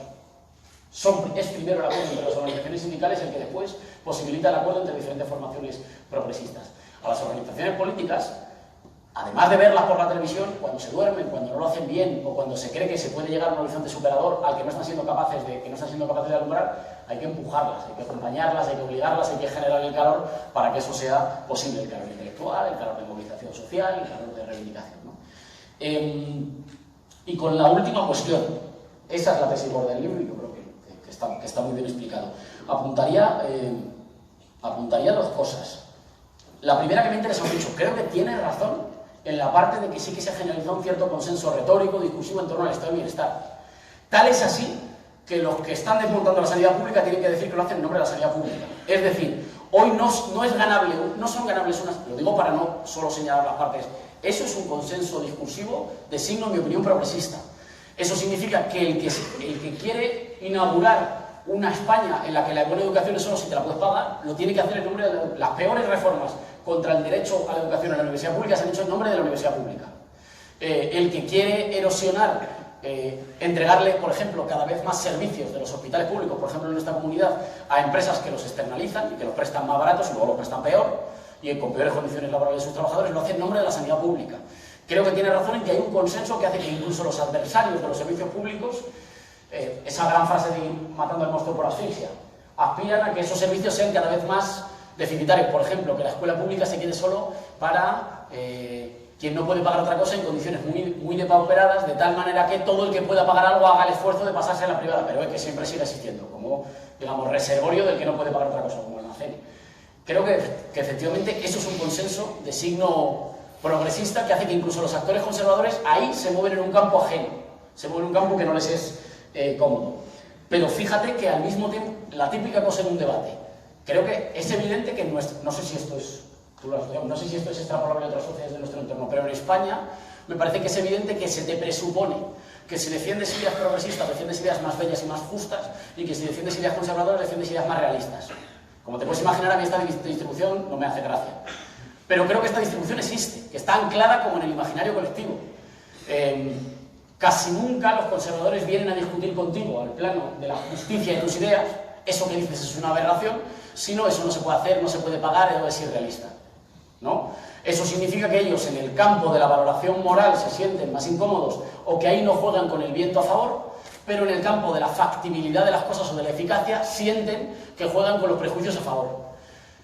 Yo no estoy de acuerdo con esa distribución de las cosas. De hecho, creo que en España las políticas públicas últimas son una chapuza y que demuestra que no son eficaces. Pero creo que hay juego a contracorriente. Mientras que defendiendo una parte de la justicia de nuestras ideas, creo que juego, si me permite la expresión, en un sentido favorable. No diría con eso. O sea, tu intervención es una intervención apasionada, lo cual está muy bien. Lo que en mi opinión indica que estás comprometido con que las ideas que defiendes son mejores. Y eso es esencial. Es más, no solo que son mejores, sino que no las quieres enmarcar y ponértelas en el salón, que quieres que triunfen, que quieres que rijan el destino de España, con mucho respeto hacia los que piensan diferente, pero quieres que las tuyas marquen el rumbo colectivo. Es que la democracia no se alimenta de una especie de distribución ñoña de tolerancias, en plan, tú tienes tus ideas, yo tengo la mía, bueno, pues nada, como cada uno tiene móvil. No. La democracia se nutre de una competición muy vibrante entre ideas, que exige que tú pienses que las tuyas son mejores. Porque si tú piensas que las tuyas no son mejores, no merece la pena hacer nada. La gente se moviliza. Hoy ha habido miles de pensionistas españoles que se han empapado durante horas, porque piensan que lo que defienden es mejor que lo que defienden otros. No quieren que esos otros pierdan su capacidad de defenderlo, pierdan un solo derecho, pierdan su libertad, en absoluto. Pero quieren que sus ideas se impregnen más, marquen más el rumbo colectivo. Tendremos una democracia de más calidad si todos estamos convencidos, digamos, de la justicia de nuestras ideas y las defendemos así, con libros, con conferencias, con votos, con una encarnizada pelea cultural que solo sea una pelea cultural y democrática. Digamos, la diferencia entre... Es muy mal recibido normalmente el término hegemonía en los medios de comunicación, porque parece que cuando tú dices que luchas por construir otra hegemonía es que luchas por construir una especie de orden maligno que nadie pueda contestar. No, la hegemonía es ese orden tan fuerte y a la vez tan frágil en el que el adversario que acaba de ser derrotado queda en pie para librar innumerables batallas más. Quiero decir, de momento quiero construir un acuerdo en torno a mis ideas que guíe el país en una dirección. Pero ese acuerdo es revisable permanentemente.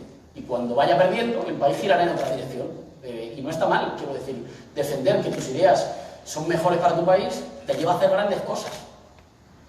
Siempre que lo asumas, y me parece que eso está claro, digo, ¿no? El máximo respeto para todos aquellos que crean que esas ideas son peores o que hay otras que son mejores. Pero la democracia es como una bicicleta, no se nutre de esta, digamos, una democracia de ciudadanos, así surgen después las fuerzas reaccionarias de la extrema derecha, una especie de democracia entre ciudadanos, bueno, que ni fu ni fa, yo de 0 a 10, yo 5, me da un poco igual, yo me quiero meter en peleas, no, yo no me asocio, porque asociarse es una cosa de ir con el rebaño, yo voy a lo mío.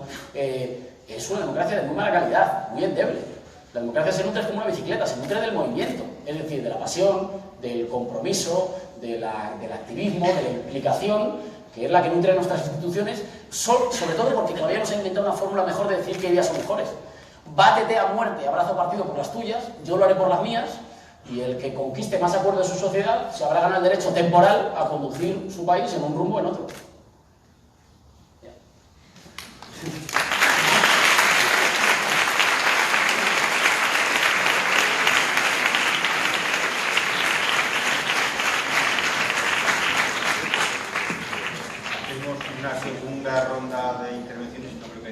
para mucho más.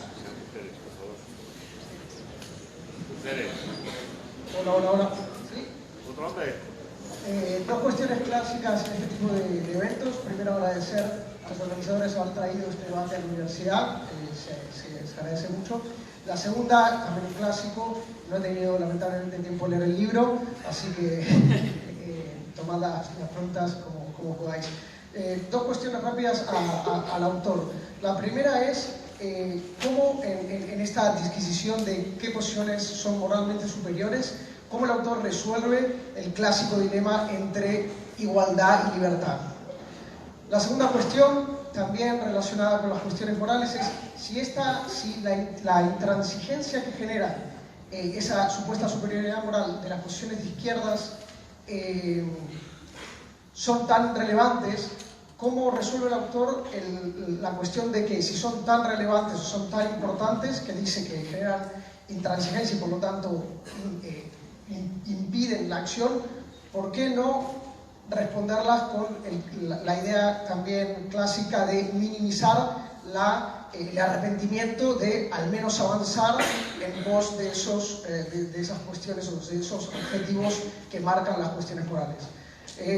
Ya más relacionado a Irio y quizá para confrontar un poquito las tesis populistas, si la clave de traducir esta superioridad moral a la política más práctica, más aplicada, pasa fundamentalmente por esa idea que siempre trabajas de construir una mayoría que normalmente nos referimos como nacional y popular. Yo lo que me cuesta trabajo entender cómo una respuesta también en términos de identidades puede resolver el propio problema que genera esta supuesta superioridad moral. Es decir, una creación de identidad no resuelve el problema de exclusión, no resuelve el problema, yo diría, de superioridad, y a la vez intuyo que podría ser fácilmente utilizada para empujar otros fines. Entonces, bueno, si podías decir algo en este sentido. Y debo confesar que termino un poco perplejo por no escuchar una respuesta, digamos, casi que obvia a este tipo de dilemas que planteáis, que sería, bueno, defender estos postulados de la izquierda desde una posición pragmática. Y está muy relacionado con esto último que has defendido tú, de estas pequeñas conquistas que luego se hacen irrenunciables. Entonces, ¿qué es lo que impide o por qué la respuesta a esta cuestión no camina por ahí, por una izquierda pragmática? Sí, nada más una pregunta breve, aprovechando que está Íñigo aquí. Un poco para intentar poner el dedo sobre por qué la izquierda tiene la patología de llevar a una mayor división y a una mayor ineficacia política. O sea, por qué la izquierda tiende a perder, ya sea electoralmente, ya sea desde el punto de vista de hegemonía social. Y querría que hicierais una reflexión sobre hasta qué punto esto puede tener que ver con una cuestión sociológica respecto a quiénes componen las organizaciones de izquierda. Es decir, hasta qué punto, si creéis que es cierto que las organizaciones de izquierda hay una cierta superabundancia de algo que podríamos llamar así como el ideólogo narcisista. Es decir, aquella persona que se levanta por las mañanas, se mira al espejo, ve sus valores reflejados y tiene suficiente con eso. O sea, está encantada de conocerse como persona de izquierdas y le vale con eso. Es decir, que la ausencia de transformación social práctica, en sentido tangible, con mejoras tangibles, no le genera apremio, no tiene prisa. Y si eso es hasta cierto punto una de las razones de la ineficacia política de la izquierda a largo plazo.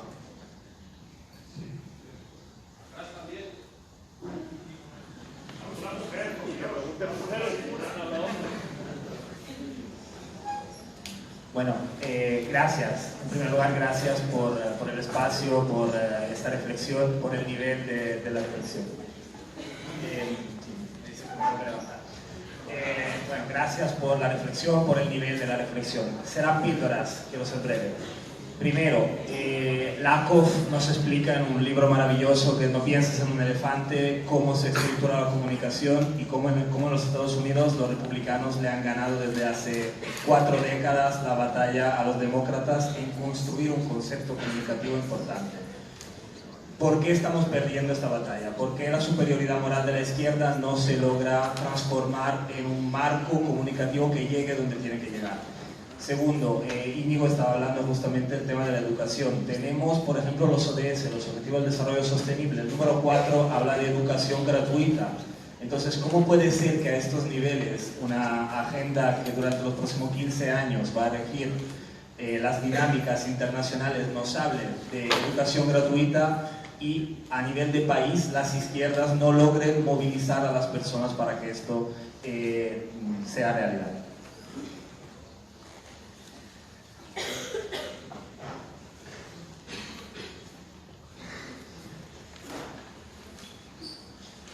Una última palabra quizá.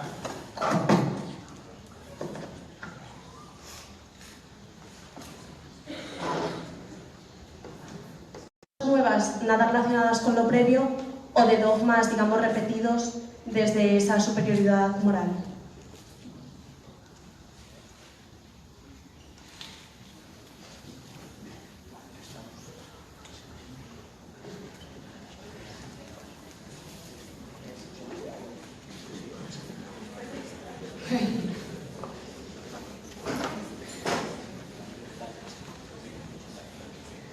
Bien, gracias. Esto se me ha caído, ¿se oye? Soy un poco torpe. ¿Se oye? Ahora, ¿se oye? Sí. Pero no puedo hablar así. Bueno, no sé si se me oye. Sí. Bien, gracias. Muchas preguntas de nuevo, algunas más fáciles de contestar, otras muy difíciles o imposibles. El dilema de la igualdad y libertad es un dilema complejísimo que no abordo en el libro. No abordo en el libro porque no es un intento de reconstrucción analítica de las ideas de izquierda. Entonces me limito a hacer unas consideraciones muy superficiales de que la libertad no es un valor que permita discriminar entre diferentes ideologías políticas, en el sentido de que no hay ninguna ideología política que explícitamente renuncie o vaya en contra de la libertad. Esto no existe. Todos hablan de libertad, en sentidos distintos, pero todos hablan de libertad. En cambio, no todos hablan de igualdad, no todos hablan de estabilidad, no todos hablan de respeto a la autoridad o de conservación de las tradiciones. Entonces, ahí se producen diferencias que son las que más me interesan.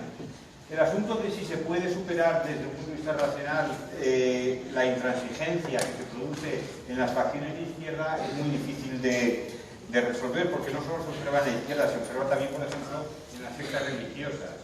Les convendría más en ocasiones entenderse, pero están dispuestos a matarse por si cierto dogma es verdad o no es verdad. En la Edad Media, bueno, eso salía muy bien descrito en aquella novela de Nombre de la Rosa, donde se producían polémicas que llevaban al enfrentamiento total por cuestiones que hoy nos parecen absolutamente irrelevantes. Entonces, lo que sucede es lo siguiente: lo que intento argumentar en el libro es que la división de la izquierda solo se cura con la expectativa de éxito. Cuando hay una expectativa de crecimiento, las izquierdas se unen, porque hay mucho juego. Cuando no hay expectativa de crecimiento, cuando hay estancamiento o idea de fracaso, entonces las izquierdas se pueden permitir el lujo de llevar la defensa de su particular interpretación de estas ideas hasta el final. Entonces creo que el único remedio, la única receta para sanar a la izquierda de sus divisiones internas es que tenga una acción. Los que tenían veleidades titistas, teníamos toda la gama de maoísmos posibles y cada uno era más pequeño que el otro.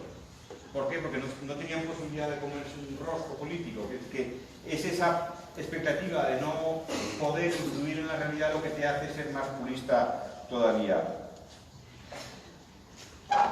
Se ha hablado también del asunto del narcisista de izquierdas. Es una figura clásica que sirve para el pim pam pum contra la izquierda, pero es una figura real, es una figura que probablemente todos hemos conocido. En el libro hablo de Lakoff, no del libro del elefante, sino de un libro más reciente que se llama Moral Politics o Política Inmoral, lo han traducido, me parece, en español, en el que él insiste en esta tesis de que la izquierda no sabe, en Estados Unidos, que es una izquierda muy peculiar, no sabe construir un discurso ganador frente a la derecha republicana, que tiene un discurso saturado de apelaciones morales que son muy efectivas, incluso para convencer a buena parte de la clase trabajadora norteamericana. Esto también se repite en los debates que tienen a escala nacional en Europa, e Íñigo hace referencia en su prólogo a esos debates, y yo aquí no tengo nada muy importante que decir, pero sí me gustaría subrayar que no conviene hacer demasiada sangre o autoflagelarse excesivamente, en el sentido de que incluso si las fuerzas progresistas en Europa Occidental y en Estados Unidos tuvieran un discurso más potente, que ojalá lo consigan, no por ello sería previsible que el desequilibrio de poder que hay en la izquierda y la derecha en las sociedades contemporáneas fuera a superarse. Es decir, que cuando se dice que la derecha ha ganado a la izquierda porque tiene una red muy amplia de think tanks y desde los años 60 se ha tomado la molestia de ir construyendo una ideología que permee la sociedad, eso es verdad, pero eso no es una elección posible para la izquierda porque muchas veces no tienen los recursos materiales para ello. Es que los grandes empresas en Estados Unidos. Entonces, por eso, a veces me parece que Lakoff es excesivamente duro con sus propias filas. Y hay una cuestión final sobre individualismo difícil de responder y que espero que Íñigo pueda abordar, porque me siento exhausto para meterme ahora en esa cuestión. Muchas gracias.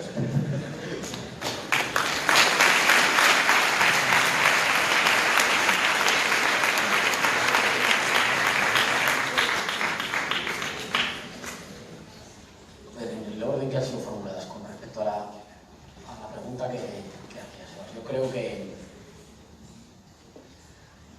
claro, ahí entiendo que tenemos la pancarta esa de no somos este paradigma teórico, ahí tenemos paradigmas teóricos diferentes.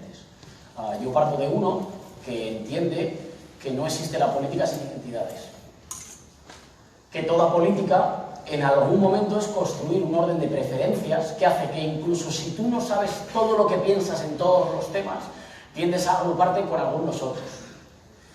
Incluso en los formatos más laxos lo haces solo cuando llegan las elecciones. Y normalmente nunca preferirías, digamos, el partido al que nunca votarías. Y creo que toda identidad implica siempre una exclusión. Implica siempre señalar algún tipo de ellos. Por ejemplo, la identidad constitucionalista en España no ha sido utilizada para movilizar políticamente hasta que no se ha señalado a quienes no lo eran. Solo existe la identidad constitucional, los constitucionalistas, que luego la incumplen siempre, pero no, solo existe la identidad de los constitucionalistas porque señalan a otros que no lo son. Si quienes hablan de constitucionalistas entendieran que todos los partidos políticos son constitucionalistas, esa no sería una identidad a movilizar. La diferencia es que el paradigma teórico, digamos, que a mí me ayuda a pensar, hace explícitos sus trazos. Digamos, no intenta borrarlos diciendo yo no postulo ninguna identidad, sino que reconoce que postula una identidad y que hay otras. Y que postula una identidad de un modo adversarial. Siempre lo intento explicar así, pero el movimiento de Occupy Wall Street, digamos, el equivalente menos masivo a lo que fue el 15M y los indignados en nuestro país, levantó una consigna que era somos el 99%. Esa consigna era política porque no éramos el 100%. La consigna somos el 100% es una consigna para quedarte en casa, somos el 100%. No, ya está. Es una especie de festejar las diferencias. Somos el 100%, no, ya está. Por eso nadie nunca enarbola la bandera de las Naciones Unidas en una movilización o la bandera blanca. Son las banderas que se enarbolan para suspender las contiendas. Las identidades que movilizan políticamente no incluyen a todos, nunca. Somos el 99%, lo clave de somos el 99% es el 1 que queda fuera. Somos el 99%, pero el poder lo tiene un 1% privilegiado que gana siempre, se vote lo que se vote. Wall Street, ¿no? En ese movimiento.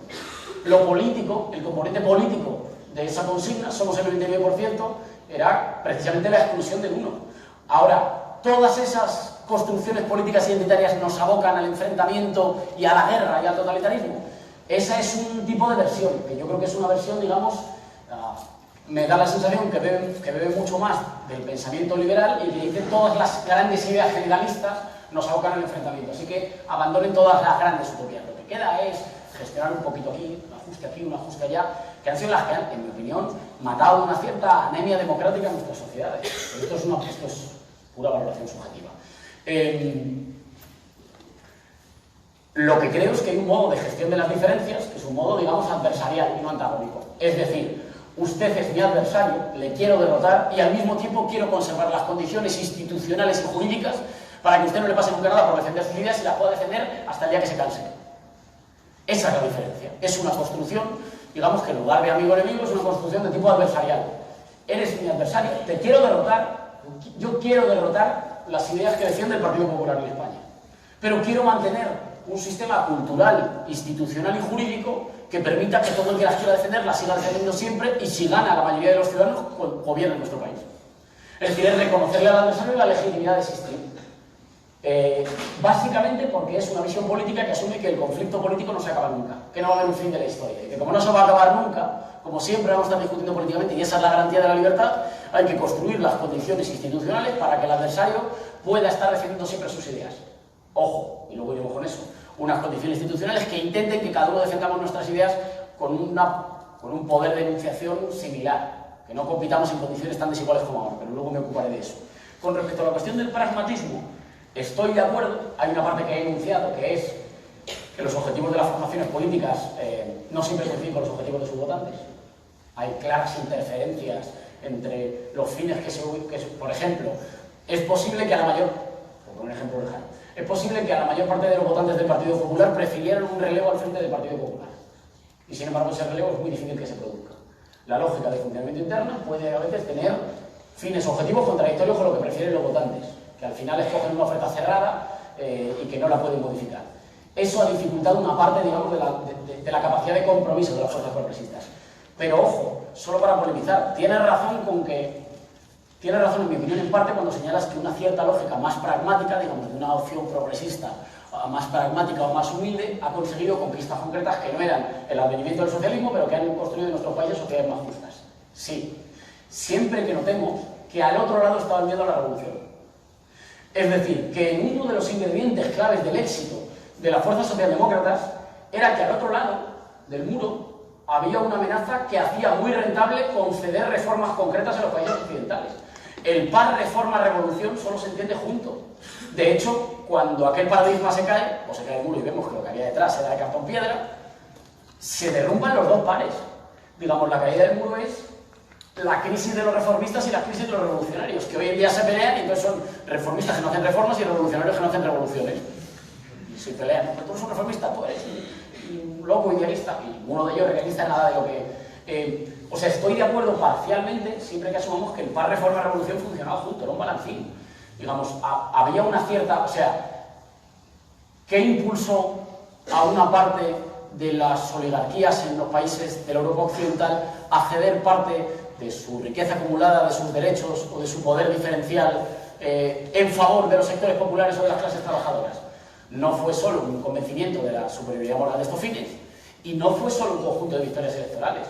Es un conjunto de presiones políticas que apuntan mucho más lejos, la metáfora esta que utiliza Maquiavelo del arco, de apuntar muy alta la flecha, sabiendo que no va a llegar tan alta, pero que cuanto más alto apunten, más lejos llegará. Diría que las fuerzas políticas progresistas y populares son como una máquina, como una dinamo defectuosa, que necesita muchísimo calor para avanzar un poco. Necesita acumular muchísimas expectativas de transformar el mundo y luego lo que consigue muchas veces decepciona porque no es tanto como se apuntaba. Pero si no apuntara tanto, si no generara tanta inquietud entre los privilegiados, no cederían nunca nada. Entonces, estoy de acuerdo en el pragmatismo a la hora de cerrar algunas de esas transformaciones. Yo ironizaba con la idea de que para las fuerzas políticas progresistas la marea de ascenso nunca se acaba, para las izquierdas la gente se puede estar movilizando eternamente y nunca se tiene la idea de que la gente en algún momento va a volver a casa, y para las derechas, una vez que la gente vuelve a casa, ese es el modo natural de estar de las cosas y siempre se va a mantener. Y seguramente no tienen razón ninguna, digamos, se produce un movimiento de flujo y de reflujo y la cosa es saber parar, digamos, estás en el flujo, has de ser capaz de firmar conquistas y acuerdos que solidifiquen institucionalmente una parte del avance, sabiendo que luego vendrá el reflujo y que luego otra vez vendrá un flujo que se te lleve por delante. Pero lo que firmas es también, las conquistas concretas que firmas, lo firmas también, no quiero ser muy polémico, pero lo firmas de acuerdo con una relación o firmas tanto más cuanto más inquietud le tiene a la capacidad política de los de abajo, los que tienen el poder. Cuanto más inquietud tengan, más aflojan. Pongo un ejemplo muy concreto. El gobierno actual del Partido Popular ha aguantado oleadas de movilizaciones. Cuando ha habido una movilización, como es la de los pensionistas, muy bien valorada en términos de la sociedad española, muy bien tratada por los medios de comunicación y que amenaza a lo que es su base demográfica y electoral, todavía no han concedido lo que piden. Pero Rajoy se apresura a decir que va a hacer un pleno monográfico, dice que a petición propia, lo habíamos registrado anterior, pero a petición propia, que va a hacer un pleno monográfico sobre las pensiones, y Montoro ha prometido una rebaja del IRPF, solo se le aplica al tercio que tiene pensiones más altas y que tiene más de 80 años, cosa que es menos que un parche, es casi un insulto. Pero nunca habíamos visto en muchos años al gobierno del Partido Popular moverse tan rápido para responder a una movilización social. ¿Eso qué es? ¿Por el convencimiento?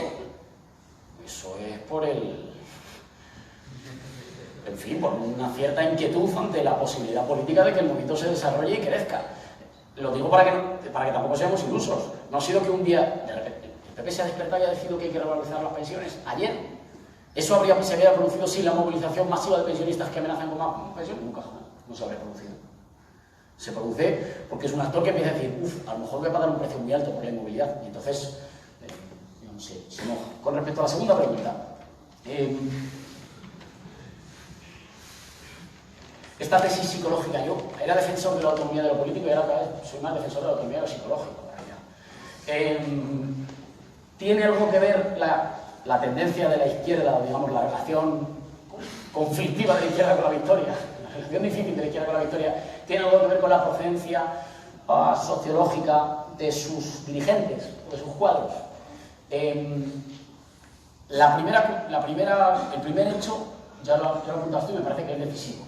Reconozcamos, una conferencia así, un debate así habría sido muy difícil imaginárselo organizado por FAES, ¿no? Digo, también hay una especie como de morbo permanente de la izquierda con psicoanalizarse, ¿no? Estamos bien, tal estás. ¿Qué tal va la cosa con la victoria? Que te gusta ganar, a ti no, estás muy reformista, muy blando. Eso es una cosa muy propia de... Esto sería muy difícil imaginárselo, ¿no? Y FAES, digamos, un intelectual y un político que se sientan y dicen, ¿qué relación tenemos nosotros con la honradez? O con la compasión social, con la justicia social. Es posible que la hayan hecho porque yo no soy asiduo de esas conferencias, pero es más difícil, digamos. Hay una cierta pulsión, pero reconozcamos al mismo tiempo, para no fustigarnos, que en general el campo es un campo, si fuera un partido de fútbol, sería un partido de fútbol en el que nuestra portería es mucho más grande, no hay Dios que la abarque, mucho más fácil que nos metan goles, el campo está así, el árbitro a veces nos pita más las faltas a nosotros que al otro, y nosotros jugamos con 9, y Dios con 35. Es decir, el desequilibrio tal de poder, el poder político, el poder político es solo una de las fuentes de poder en nuestras sociedades. Es la única sometida a control democrático. Todo el resto se dan por razones de herencia, de donde has nacido, y todas esas apuntan siempre en una dirección. De tal manera que un gobierno progresista o popular al servicio de los de abajo tiene que negociar en condiciones muy difíciles con las patronales, los poderes financieros, una buena parte de los medios de comunicación, una buena parte del poder histórico de su país, mientras un gobierno conservador tiene todo eso siempre remando a favor. Lo digo también para que, digamos, es verdad que no siempre jugamos de maravilla, pero sí siempre jugamos en un campo marcadamente inclinado. No lo digo para quejarse, ni para disculpar las derrotas, pero sí para no entrar en una dinámica, digamos, solo como de psicoanálisis. Solo hagamos el ejemplo. ¿Cuántos periódicos concretos, concretos, todos son concretos, de los periódicos en papel, por ejemplo, que compra la gente más mayor, la que sigue comprando mucho papel, cuántos defienden una línea firmemente opositora contra el gobierno? Y están en su derecho de defender lo que quieran. ¿Cuántos hay? Bueno, pues eso marca, ¿no? Igual las condiciones del juego. De las televisiones, ¿cuántas televisiones diríais que son más o menos algo más favorables al Ejecutivo actual? ¿Y cuántas más contrarias? Pues si haces el número, te sale en general, y cada uno puede defender lo que le dé la gana, es legítimo que lo hagan. Pero cuando hacemos la cuenta del número, digamos, del poder social, mediático y económico con los que confrontamos, hace que la competición sea una competición marcadamente desigual. Unos por torcer el rumbo y otros porque todo siga igual. De hecho, iría un poquito más allá. El conjunto de los hábitos de ocio y de consumo reproducen valores que te facilitan más votar a las opciones, en mi opinión, votar a las opciones conservadoras. Así que, digamos, la competición, que ya la voy a decir, pero la competición está claramente marcada por una desigualdad de partida y de origen. Ahora bien, es verdad que el tipo de cuadros o de dirigentes en las fuerzas políticas progresistas, y cuanto más rupturistas sean, esto más se acrecienta, tienen un tipo de trayectoria muy concreta, un tipo de biografía muy concreta. Es un tipo de biografía que le ha tenido que dar mucha importancia a las cuestiones emocionales y expresivas. Porque tú no te apuntas, digamos, tú no te apuntas a la acampada del 15M para conseguir un trabajo. Para eso te apuntas, según en qué comunidad autónoma vivas, en las juventudes de un partido tradicional o de otro.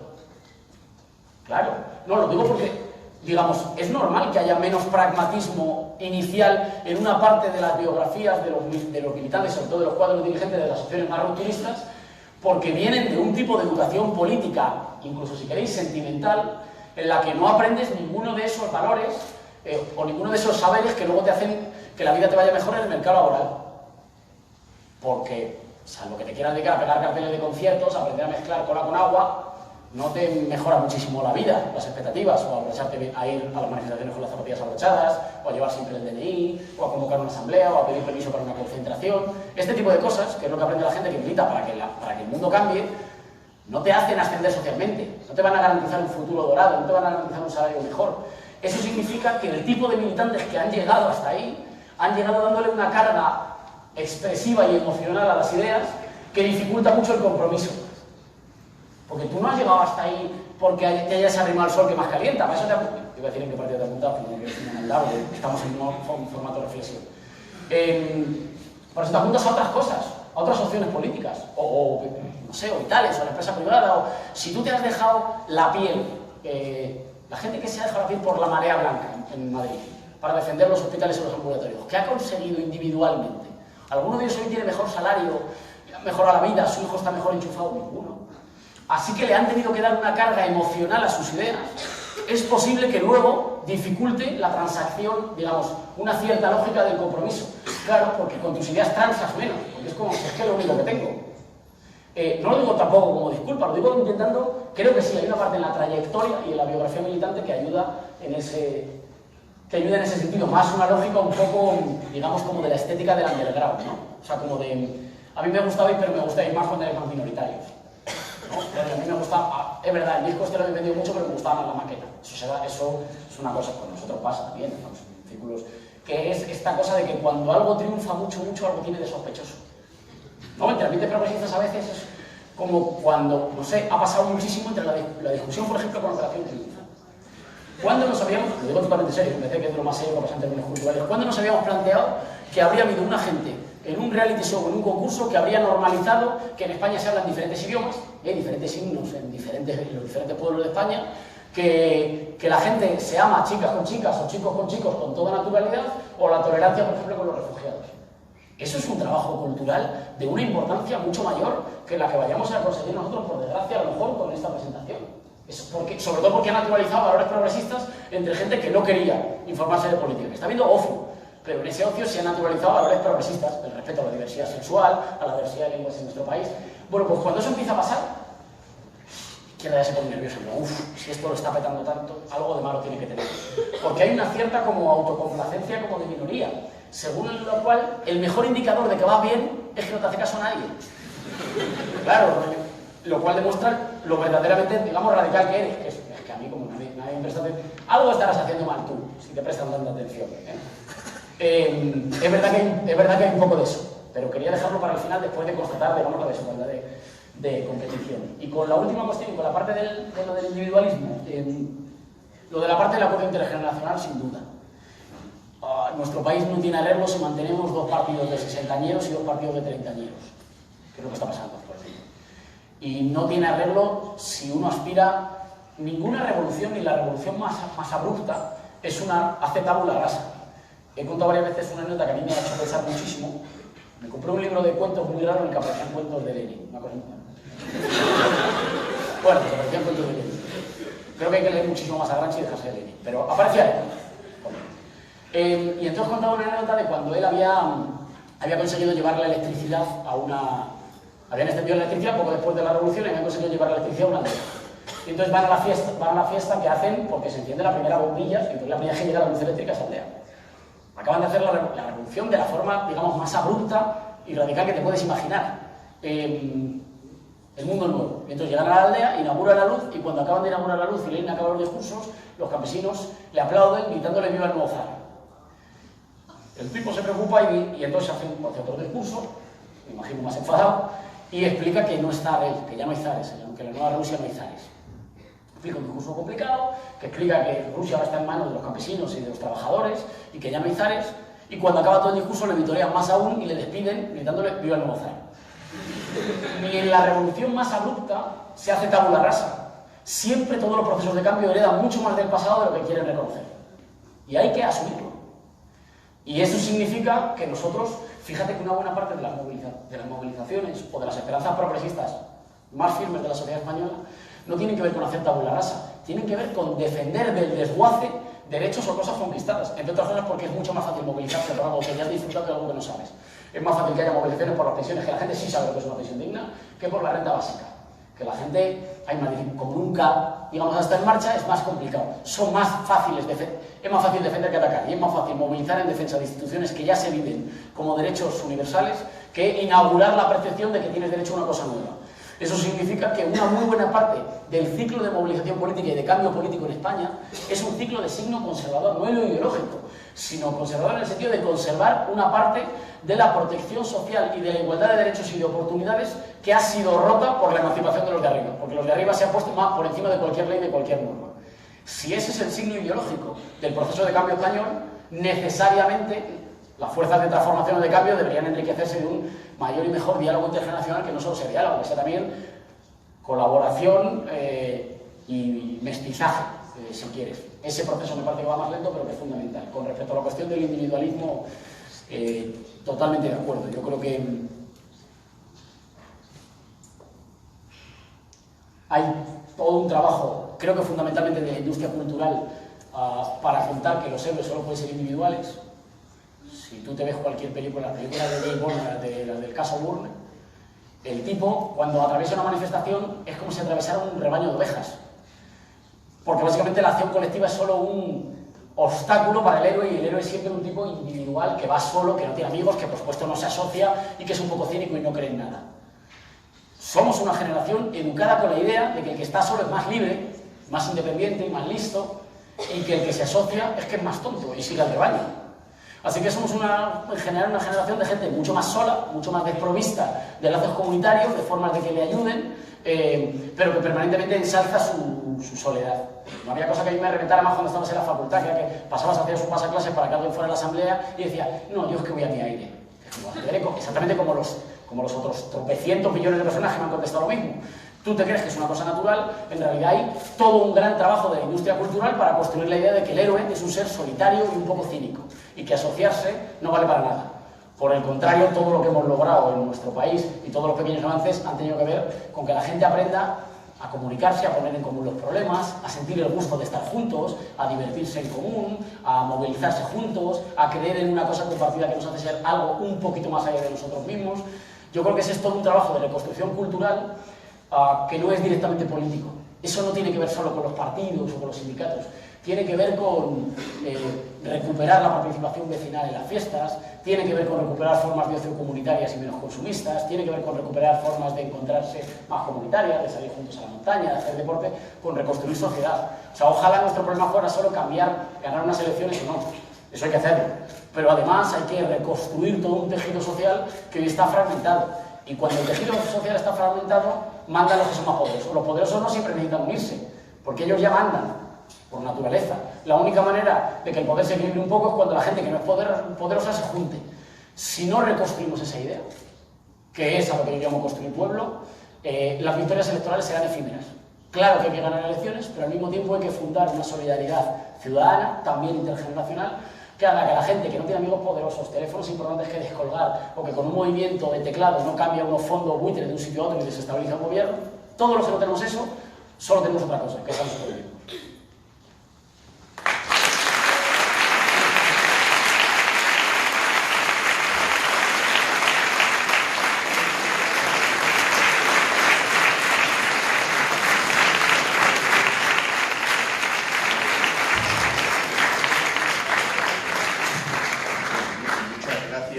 A todos por la presencia y la paciencia que habéis tenido con nosotros.